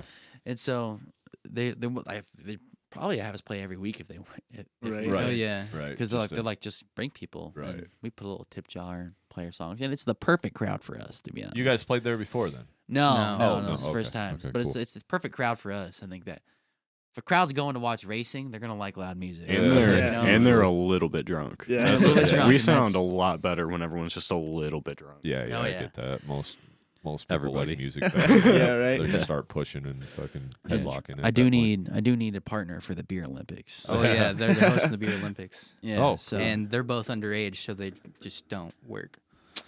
so if you guys, I don't drink, dude. Yeah. I don't drink at all. Fuck. I drive. What about what if it's for competition? No. I'd be the worst at it because I don't drink. You want to lose? Don't forget Yeah. they also offered I'd us be the like, I took Band 2 Van drinks Grand of Prix. beer. I'm fucked. The Band Van Grand Prix. Oh yeah, it was. So, Oh, dude, I we forgot were about talking that. about. I was like, I wanted to have a band van Grand Prix, and he's like, we got 2 extra vans if you wanted to hop. Like we could get that set up.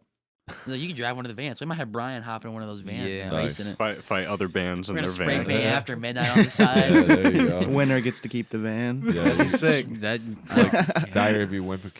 Diary of a Wimpy Kid. You spray Yeah. loaded diaper on it. Yeah. And just like race it on there.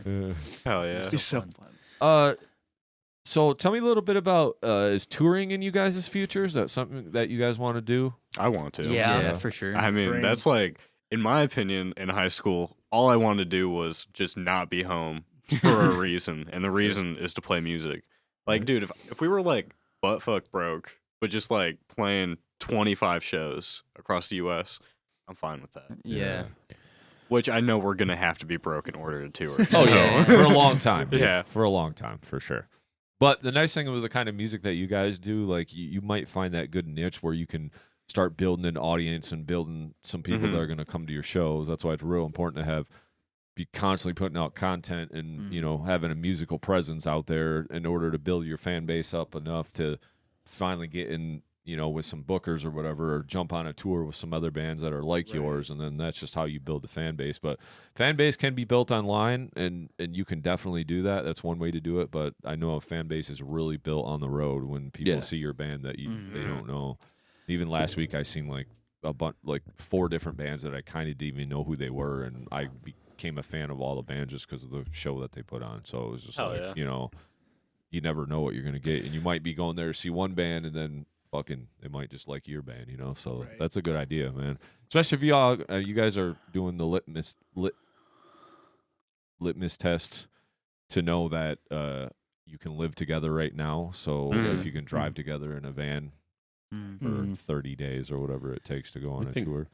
An online fan base presence is okay, but how much attachment is somebody going to have to your band if they're just like, sitting in their room and tripped Oh, over your band Exactly. Yeah. versus like the real visceral live experience of seeing you guys perform on stage, meeting you, having a conversation, whatever about, and then buying your stuff. As soon as you guys can like invest in some merchandise, the t-shirts and the physical copies of your album, you'll be able to sell those to your fans. You won't be as broke as you think, or at least you'll be able to make ends meet and support your hobby until it becomes more fruitful down the line. So, All right, so tell me what's next for you guys then. What's next? Get It's this. got new. Get this music out here. Yeah. I think it's the goal. I think we're gonna release like probably a few singles out of it first, just to kind of Just push keep those it out going. there and have some content to release. But I think the goal is we release those, and then maybe potentially if we have more songs written, make like a full length album with those songs too. Okay. Cool. will you be revisiting the studio then? Like, because you want to Yeah. have Yeah. Oh, yeah. consistency in the sound. Oh yeah, Mhm. definitely. Yeah. Do you think you'll do that same recording process next time, I or do you think- think you might go back to the other click track? I think if we first of all, if we had the budget for it, we'd probably go back to La Luna. Mhm. And because I do like the sound there. Yeah. It was just like everything was great about it. It was just It was the our first money. time Yeah. too, and so we just didn't know. Yeah. Yeah, and I what think we if we had wanted. the same time as we did last time, but what we know now, we Right. could bust it out in 5 days. Yeah, Yeah. exactly. Yeah. That's just you guys getting more efficient and Mhm. knowing what it's like then too, you know, and just getting in there and fucking hammering out your parts. Yeah. Mhm. You know. Especially because like if when we go back and record like the whole master album, I definitely like the click track because like Oh, yeah. it's cool to like you get the energy when you record all live together. But like let's say Brian accidentally hit a hi-hat instead of a crash or some shit. It's hard to pinpoint that because the tempo's not Yep. like pinpoint or anything like that. Yeah. And I just want when it comes to an album, I'm kind of a perfectionist. Like I really want it to sound, I want it to be my magnum opus Yeah, every time. yeah. So That's why Jason and I decided on, you know, the recording methods that we use, like the click tracks and having editing capabilities. It's cool to capture the moment, but you can just set up a camera in the corner of the room with some good audio to the board, and then you can capture that moment live. That's Exactly. cool. But if you're trying to sell somebody something that you want to stick in their heads and be memorable, I'm with you, Dave. It's like you want to have that perfect album, and that's yeah, I pushed Jay really hard in the last album. I was like, yeah, man, like we're just gonna have to take however many takes it takes. Yeah. And, like, Right. you know, like, and Jay's super patient about it. So like, I'd fuck up. I'd just hear click, clack, clack. You ready? Like, I didn't have to say anything. He just knew I fucked up, and he'd hit the space bar, and I'd see the waves just die. I just know, it's like, gone. yep. Try it Most again. of the time it was gone before you even decided whether it was good or not. Yeah. Or I'd keep yeah. going after a mistake, and I knew better. I just like, well, I'm not going to tell him until I'm done. I just wanted like practice my take, I guess. I'd be like, hey, gotta make dump sure that. I got it. Yeah. But you want to be able to have the click track so that you can edit your recording and then Exactly. have a perfect, you know, forever for the world recording, you know, in permanent form to give to people. And the other thing is with the drums, it's like you can go part by part. Like go to this part, sounds fucking sweet. Stop, go to the next part, or play two parts. Because if you're sitting here spending all day like going through a song and then going through it again and going through it again, at that time you're just wasting time, energy, and money. It's Yeah. like play Yeah. every fucking part, stop, make sure it's good, or you know you can nail these 3 fucking parts perfect. It's like Yeah. then you don't have to go back and like listen and be like, you know what I mean? It's What like, no, part of I this know was we good? played that good. Mhm. Stop, go on to the next part. It's like the same way you Yeah. would record guitars. You have the capability of now, and record is forever, like Nick always says. So it's like, do that with the drums too. You know, like I've done it before where the drummer would play the shit. Like when I first started getting into recording myself, I'd have the drummer play the song 4 times, and then we'd pick the best one. But Right. Jesus, then the drummer's exhausted because he's playing the song 4 Yeah. times, you know, and then you're playing each song, you know, you're playing 40 songs in a recording session instead of just part by Yeah. part. You Yeah. know? I think people are disappointed to find out that, you know, nowadays especially, people don't like one take their recordings. Oh, they're not a great musician. They're not so and so. They didn't one take that. Well, go back in time and listen to those one takes. They're not great. Right. Yeah, Yeah. exactly. They're just memorable because they've been around forever. But Yeah. you can fucking hear the mistakes. They're in there, and you just forget about them. And also people will like try to diminish your actual skill set by saying that, you know, you didn't one take your album. Well, fuck those. You know, like fuck Yeah. those people. Fuck those school of thoughts. Like you are still dialing in your live set practice outside of that. Yeah. But to Dave's point, like you do want to have an element of perfection. You want to have that chip on your shoulder and that attitude towards your recording where, you know, when you press play, it sits on the rack besides everybody else. All other albums ever. It's like, no, it's good. We took our time with it, and it sounds like it's supposed to sound, and I'm happy with it. You don't want it to be like, that was pretty good, mostly, Right. Asterisks. except for Yeah. that one part where I can just clearly hear that sour note, and you missed a beat, or your voice kind of, you know, did a thing. You know, you don't want that. Like that's fine on a live performance. You give it your all, and you know. But end of the day, yeah, just take as many takes as you need to get a perfect album as best as you can, because you have to live with it. It's your Yeah. name on it. Yeah. Yeah. You want to be able to look back at, you know, 3 albums back and still be proud of it. Like, yeah, no, I mean, we learned more, we grew more, but for what we did then, it's fucking best we could do, and it's perfect in my opinion. You know, before you just put something somewhat half-assed out there, or Right. like, you know. But I'd say keep that attitude. The live performance is good, and I think that's That's a good approach for the drums, maybe best. Like if you know that you can go back, play those drums live, but also with the click at the same time, that would be the way to do it, I think. Yeah, Like if you can live take the drums with the click, then y'all can at least have what we call the scratch tracks with those live recordings, and then go back and fix and embellish your parts. I think you'll be onto something that way too. So, let me ask you, what's your favorite part of being in your band after midnight? So ever since I was a little kid, I've just been obsessed with like being a rock star, and it's just I don't know. Nickelback. Yeah, right. Yeah, Hey, I'm a rock star. So it's cool seeing. Like I always knew when I get to high school, I want to start a rock band, a garage band. Doesn't have to be good. I just want to be part of it. Yeah. Then we did. We weren't the greatest, but it was my dream, and now we're just getting better and better. And it's like, well, shit. I feel like I could probably do this at this point. Like I don't think I can let go. It's like I'm on this train, and you're not gonna jump off a bullet train. You're gonna fumble. Okay. What about you, Elliott? Well, I guess I'll go back to him, but it would be like all I wanted to do in middle school was to be Metallica, and I feel like now we write stuff that, in my opinion, if I heard middle school and someone told me that was Metallica, I'd be like, yeah, that checks out. But I don't know. Also, the validation of playing, like we'll play like Kalamazoo house shows. It's always nice to be like, I'm not gonna throw my ego in there, but when people go like, holy shit to us, that happens. A lot of house DIY shows. venues definitely are an ego boost sometimes. Yeah, because it'll be like, you guys are fucking good, and that'll make myself that's one thing that feel a little surprised better. us with like the amount of bands that just aren't professional.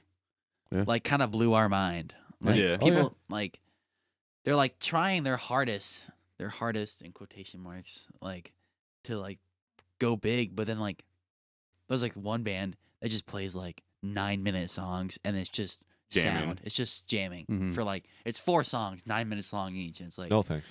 Yeah, and it's like you guys want to be like big, right? Yeah. It's like, why don't you hone Try. in on something and get Yeah. something good? Because every time I've seen you play, it's been like, I don't know. It seems like you don't know what you're doing. Yeah. mm-hmm. Yeah. Some people just don't have that knack for it or direction or discipline to be able to curtail that in. There's even the foresight to know like what people want to hear. Right. Yeah. There- Exactly. there is you a- got to do music. Not. Go ahead, Nick. I was gonna say there's a cross section between like what you want to do and what you get fulfillment out of, and the actual reality of making a living out of it, making it sustainable. You have to appeal to people, right? And those two worlds can overlap. That Venn diagram exists. There's what you love and like to do, and what people love and like to listen to. But most people don't want to hear repetitive 9-minute songs. Very few people do. I mean, there's your Tool fans. There are your progressive metal fans that like long, drawn-out songs. But be more objective, scale it back, use a longer telescope, and see that most people like 3 to 4 minute songs that stick in their head and they have song structure. They want a clean vocal melody they can sing back to you.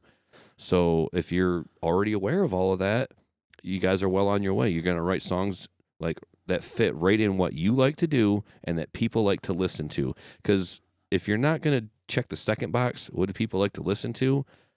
Don't make more plans. Just have your hobby. Right. Yeah. You know, just sit at home and write songs for each other. Be like, yeah, guys, cool. I got to go to work now. You know, like you can write songs for yourselves, but also know what the audience is that you're trying to sell it to. And if you don't figure that second part out, then you're only doing the first box, and then you just have a really cool and expensive hobby. But I would definitely look hard at the second box and say, yeah, do people want to hear this? Is this what people expect from us? Is this something we can sell to people?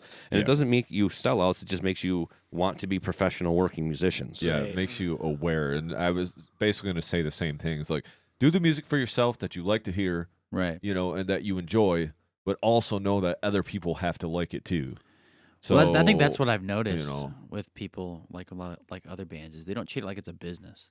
Like I think it's the whole thing is like you want to be your own business. It's like you're trying to be self-employed. Yeah. It's like, but you're still an employer in your own mind. So like, if you want to be a big band, you got to treat it like it's a business. Like I had people complaining recently about like, oh, this place won't let you play unless you sell this many tickets. And it's like, well, yeah, man. Like, there's like they are letting you play because they want to make money.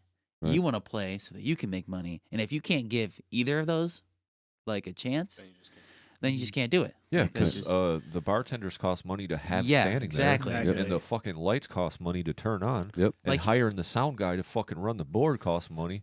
So for you to just go in there and be willy-nilly about whatever without any fans, like, We're here. why the fuck would they let you Well, play? he was talking about like he was mad because this guy was like, it's you get us like it's like $300 up front before the show. Yeah. We give you tickets to sell. Mhm. It's like pre-sale tickets, and he was complaining about that. And I was like, what do you think happens when you book a venue and rent it?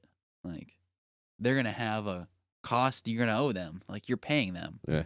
And it's like the goal is though you just make so much more than that. Yeah. Yeah. And it's like, so that's kind of what, like, it was just funny because a lot of people complain about that. And it's like, Yeah. well, Yeah, they don't understand the business part. it's of like it, it's you're saying. people aren't like nobody's trying to be broke here. That's the thing. It's Yeah. like- I mean, I know most people want to hear music for fun, for free, even if they can. But like when you're on the other end of it, and you got to turn the lights on and pay the bartenders and be Yeah. on stage, like having practiced 40 hours a week or however many hours you practice a week, it's like you need to see some return on investment. A little ROI, if you will. Yeah, Like, no, Yeah. so- So I think, and so going back to what I said earlier about having that one day a week to practice, and that's why I say that. right. So you're treating it like it's your own business. You're self-employed, and you can tell your employer like, hey,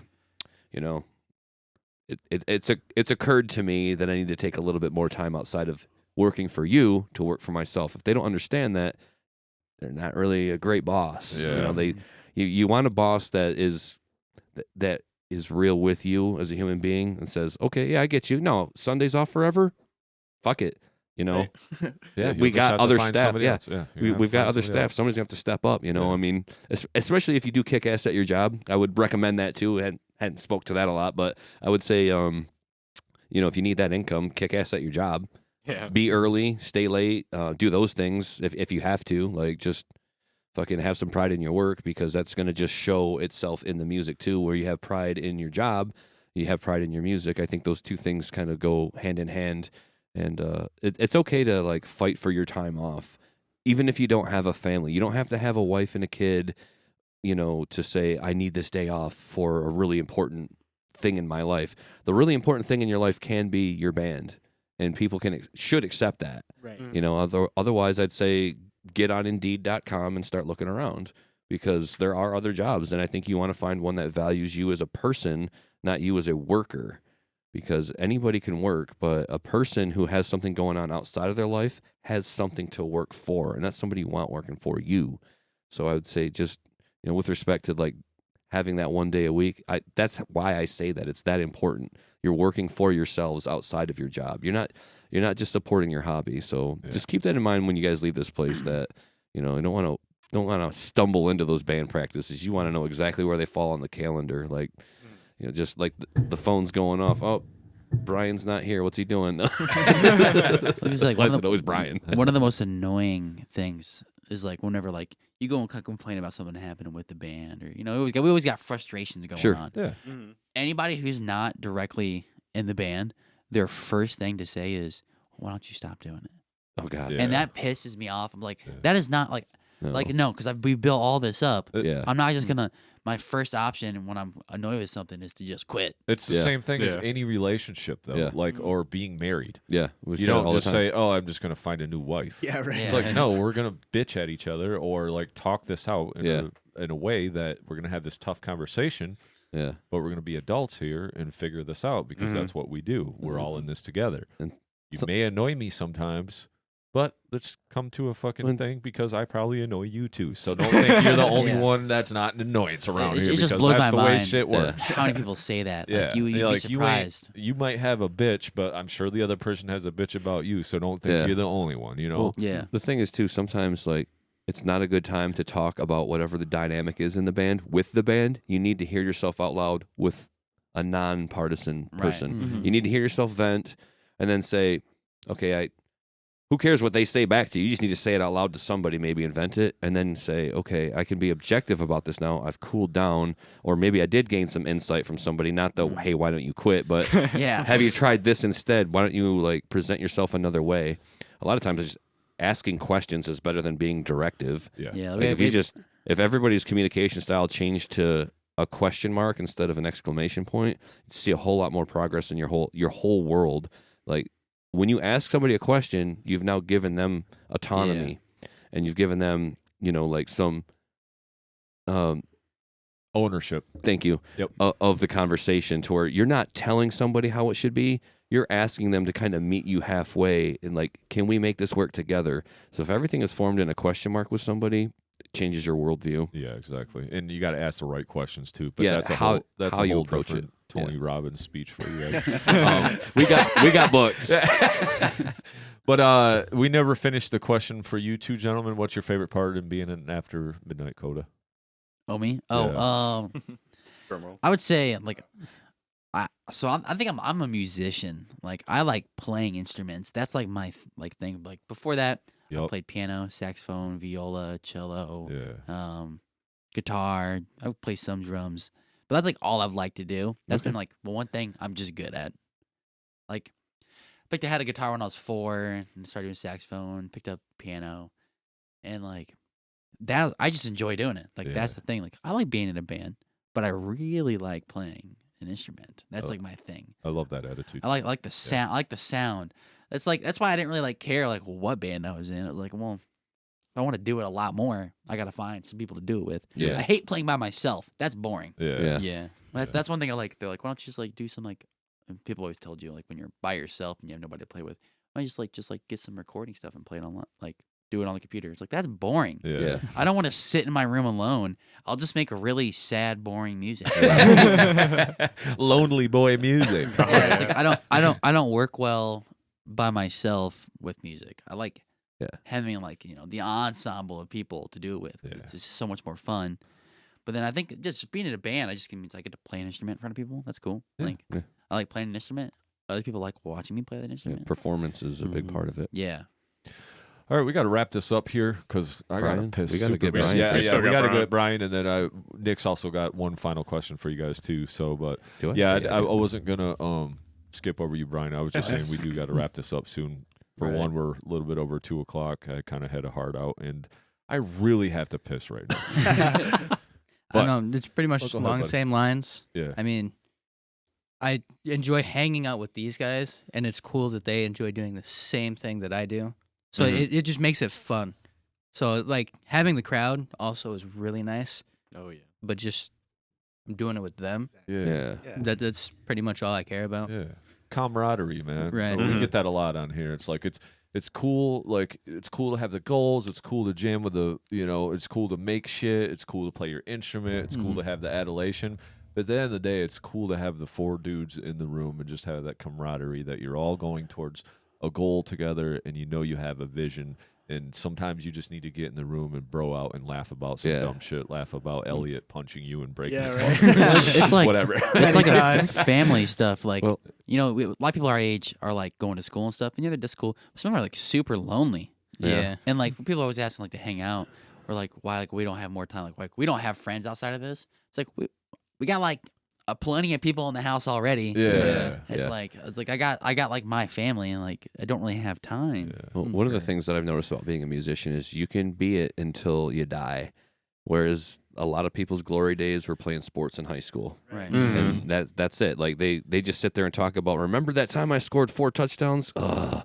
Yeah, you won't let me forget. But Yeah, I- bring it up all the time. Yeah, but I have a show next week, and you should go to that and tell your football story again.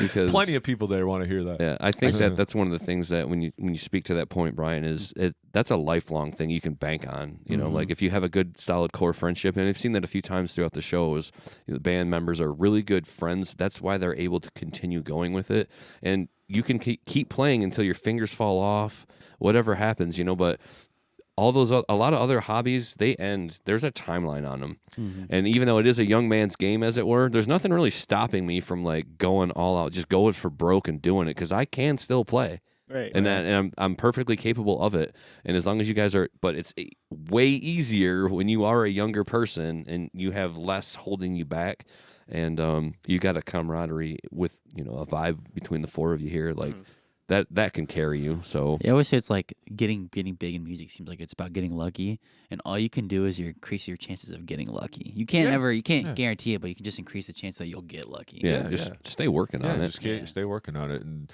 don't think something's going to happen in 2 months, 2 years. A lot of these bands have been out here hustling for 10 fucking years. Like, that's the way you got to look at the long game. But as long as you're taking those steps every day to do something more to build your band, don't get, and there's going to be frustrations along the way. Jesus Christ, can't even talk. Frustrations along the way. And just know that every step to success goes like this. Yeah. And it never goes like this. It's never linear. It's always down then up, down then up. 'Cause Then so many- fucking way down, and you're like, fuck all these guys in this band. And then all of a sudden, something might happen, you know? So There's a lot of unforeseen circumstances that come along with the territory, But so be prepared for that. It's a good way to put it, Koda, like, for sure. So go ahead, do your wrap up, man, I know, before I piss know my my leg. I know my man's dying here. His teeth are falling. So please be considerate here when I ask you this question to do it with speed here. We're going to go around the table. You guys tell me what you're listening to right now that you like that's heavy and one thing that's mellow. So spitfire some bands, if you will. Whoever knows what their own musical You can catalog. pull out your Spotify. Yep, it's Everybody fine. Exactly has what to. I do. Everybody has to. And if you only listen to heavy, you only listen to heavy. That's fine. We've had that. We've only, Yeah. if you don't listen to no heavy, we've So- had that. While you guys are looking at your phones and figuring out your answers, I'll explain to you if you haven't watched the podcast. The reason I asked this question is, for one, just to get a couple names out there that people might not know and get to know you guys a little bit better, but also to let people know that we don't only listen to heavy metal just because we are a bunch of metal maniacs. Mm-hmm. We draw inspiration from other genres, if you will, whether it's Americana, country, hip hop. We usually all listen to something outside of metal. I don't know too many people that only listen to metal. And I'll throw Elliott? in one. Go ahead. I'll throw in one third thing too. I've also checked out some bands that people have said that I didn't know about. Yeah. That I fucking think they're a kick ass. So that's a third thing that I like Yeah. about it too. Yeah, Because Modd will usually write them down or tell me or whatever, and I'll go back and be like, oh, this band is fucking awesome. All right, I think go I got ahead, Elliott. You start got there, it? and we'll go around. All right. So heavy and then not heavy. I'll be fast.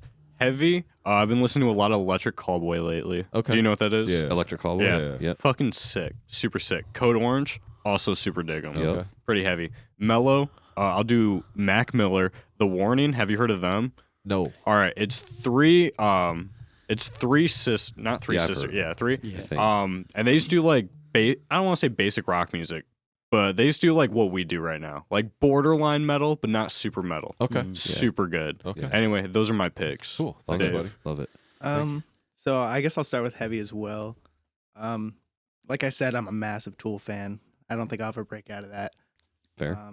Good band. Great band. Yeah, Love them. I've been going through an undertow phase recently, but and like obviously Metallica. I'm wearing the shirt. But mellow lately, I've been listening to Alice in Chains' "Heaven Beside You." Just that song specifically, I've been playing back to back recently. It's actually got my favorite lyric in it. When I'm down in blue, I'd rather be me than you. He's such a good lyricist. That's all. Yeah, I'll be quick. That's cool. Moving. No, I love That's Alice in fine. Chains. One of my Yeah. favorite bands right here. Yeah, me too. All right, so I got 3. Yeah, go ahead, Oh buddy. god. So heavy. I'm gonna throw out the 2-year running favorite hardcore band that doesn't make music anymore, Bent Life. Okay. Just because I One showed- word. Yeah. 2 words. Bent words? Life. Okay, Okay. got you. Cheat Death specifically is a song. Okay. I showed somebody that I had a customer yesterday. They were like playing music. I was like, I recommended that song. He's like, hey, he listened to it twice on back to back. He's like, I had to listen to it again because I just literally Cheat Death yesterday. Takes off his hat. He has a brand new like staples down the back of his head. Damn. He got in a crash. Jesus. I was like, okay, this sounds pretty cool. And I showed you a song called Cheat Death. Yeah. Ironic. Then we're gonna go a little mellow. Band shirt I have right now, What's Mesa. Lisa? Very cool Italian metal band. I'm gonna say metal. I would but say art metal. art metal. Okay. Got this really good singer. She's like, it's amazing. It's super mellow at times, but it'll pick up a little bit And jazzy. and jazzy. It gets a little jazzy Okay. too. Very ethereal. It's he called it ethereal doom metal, but it's chill. You and might then you might like Alcest. Have you heard of them? no, you should just write it down for me. Yeah. Alcest, one word. They're French black doom A-L. shoegaze metal. Yeah. A-L. Alcest, Yeah. one word. And then for chill, I like Butcher Brown, specifically the song "Sticky July." Sticky July. I play it all the time on the guitar. It's so fun. Sounds Nice. interesting. It's like jazz funk fusion Okay. Okay. with like a lot of drum breakdowns, kind of like jazzy drum breakdown. I've played it for you. Nice. Probably. Yeah. All right, Brian. Now is your time to hold ground and keep the time going. Can't let him piss. Give me 10 songs. So I change a lot. Like I don't listen to music on my free time, surprisingly, but I Sure. know too many songs for my own good. Okay. But most of the time, I'll listen to like Sleep Token. I love Sleep. Love We Sleep love Sleep Token. Token on the this show. is- I Going to see them. I don't remember where Oh, dude, I fuck discovered yeah. them, but they kind of just showed up. And I kind TikTok. of just like them. Probably. But I guess for a little more chill, he's wearing the shirt Ghost. Oh, dude, fuck, I love should've put so Ghost. much. I think those two bands go well together, even if you don't like both of them. I think that I love Sleep Token. I think that fan base Ooh. kind of shares. y'all can keep Ghost. Damn. That hurt I'm- my feelings. I like Sorry, dude. This is not for the- me. It was They the don't first suck. It was the first concert I went to. No, that's cool. They yeah. don't suck. Like I'll never say anything sucks. If I do, then I'm an asshole. It's just not for me. Yeah, You know, and I I was respect like, it. I gave it Respect its chance, but I'm just like, it just doesn't do it. the But stuff that sounds like Cerise or more like Black Sabbath oriented. That's Mhm. the Ghost that I do like. But the stuff that's kind of like that Scooby Doo chase music. Yeah. You should listen to their first album. Yeah, Opus. I've been told like they have better stuff that I am not giving them enough chance. But I loved Cerise when I first heard it. I was like, "Fuck yeah, that Right. fucks." Hell I love yeah. that. So they've got some stuff. and a lot of people like them, so obviously they're good. Mm. You know, and that's why I'm saying that it's just not for me. There's a so video of them like playing a death riff to start. Still don't got it. He said no. Not even for it was something from Leprosy. I was like, Still- oh yeah, not even one of their better ones. So yeah, still don't right, got it. right. It was, I think it was Pull the Plug. All right, well, thanks for that, guys. Appreciate Yeah. that. It was a pleasure. Yeah, Yeah. thank Fun. you guys Yeah. so much for driving down here and fucking being on the show. It was Yeah. cool playing with you guys, you know, what, a month ago or whatever, too. So fucking, you guys keep doing your thing. You guys are doing the right shit. And you got anything else to say? Anything else to promote? Can I sell something to the camera? Yeah. Please do. We are all after midnight. Please buy all of our shit when it comes out. When it does come out, we have new music coming so much better than anything you've ever heard from any After Midnight because we are the After Midnight out. All right, cool. Keep it metal. Peace. Later. Hell yeah. Thank you so much for checking out the episode. Be sure to hit that like button and give us a share. Yeah, and if you enjoyed our podcast today, please give it a rating on your streaming service to help us gain some exposure. And if you really enjoyed the show, please give us a follow or hit that subscribe button and come hang out with us every week. And remember, keep it metal.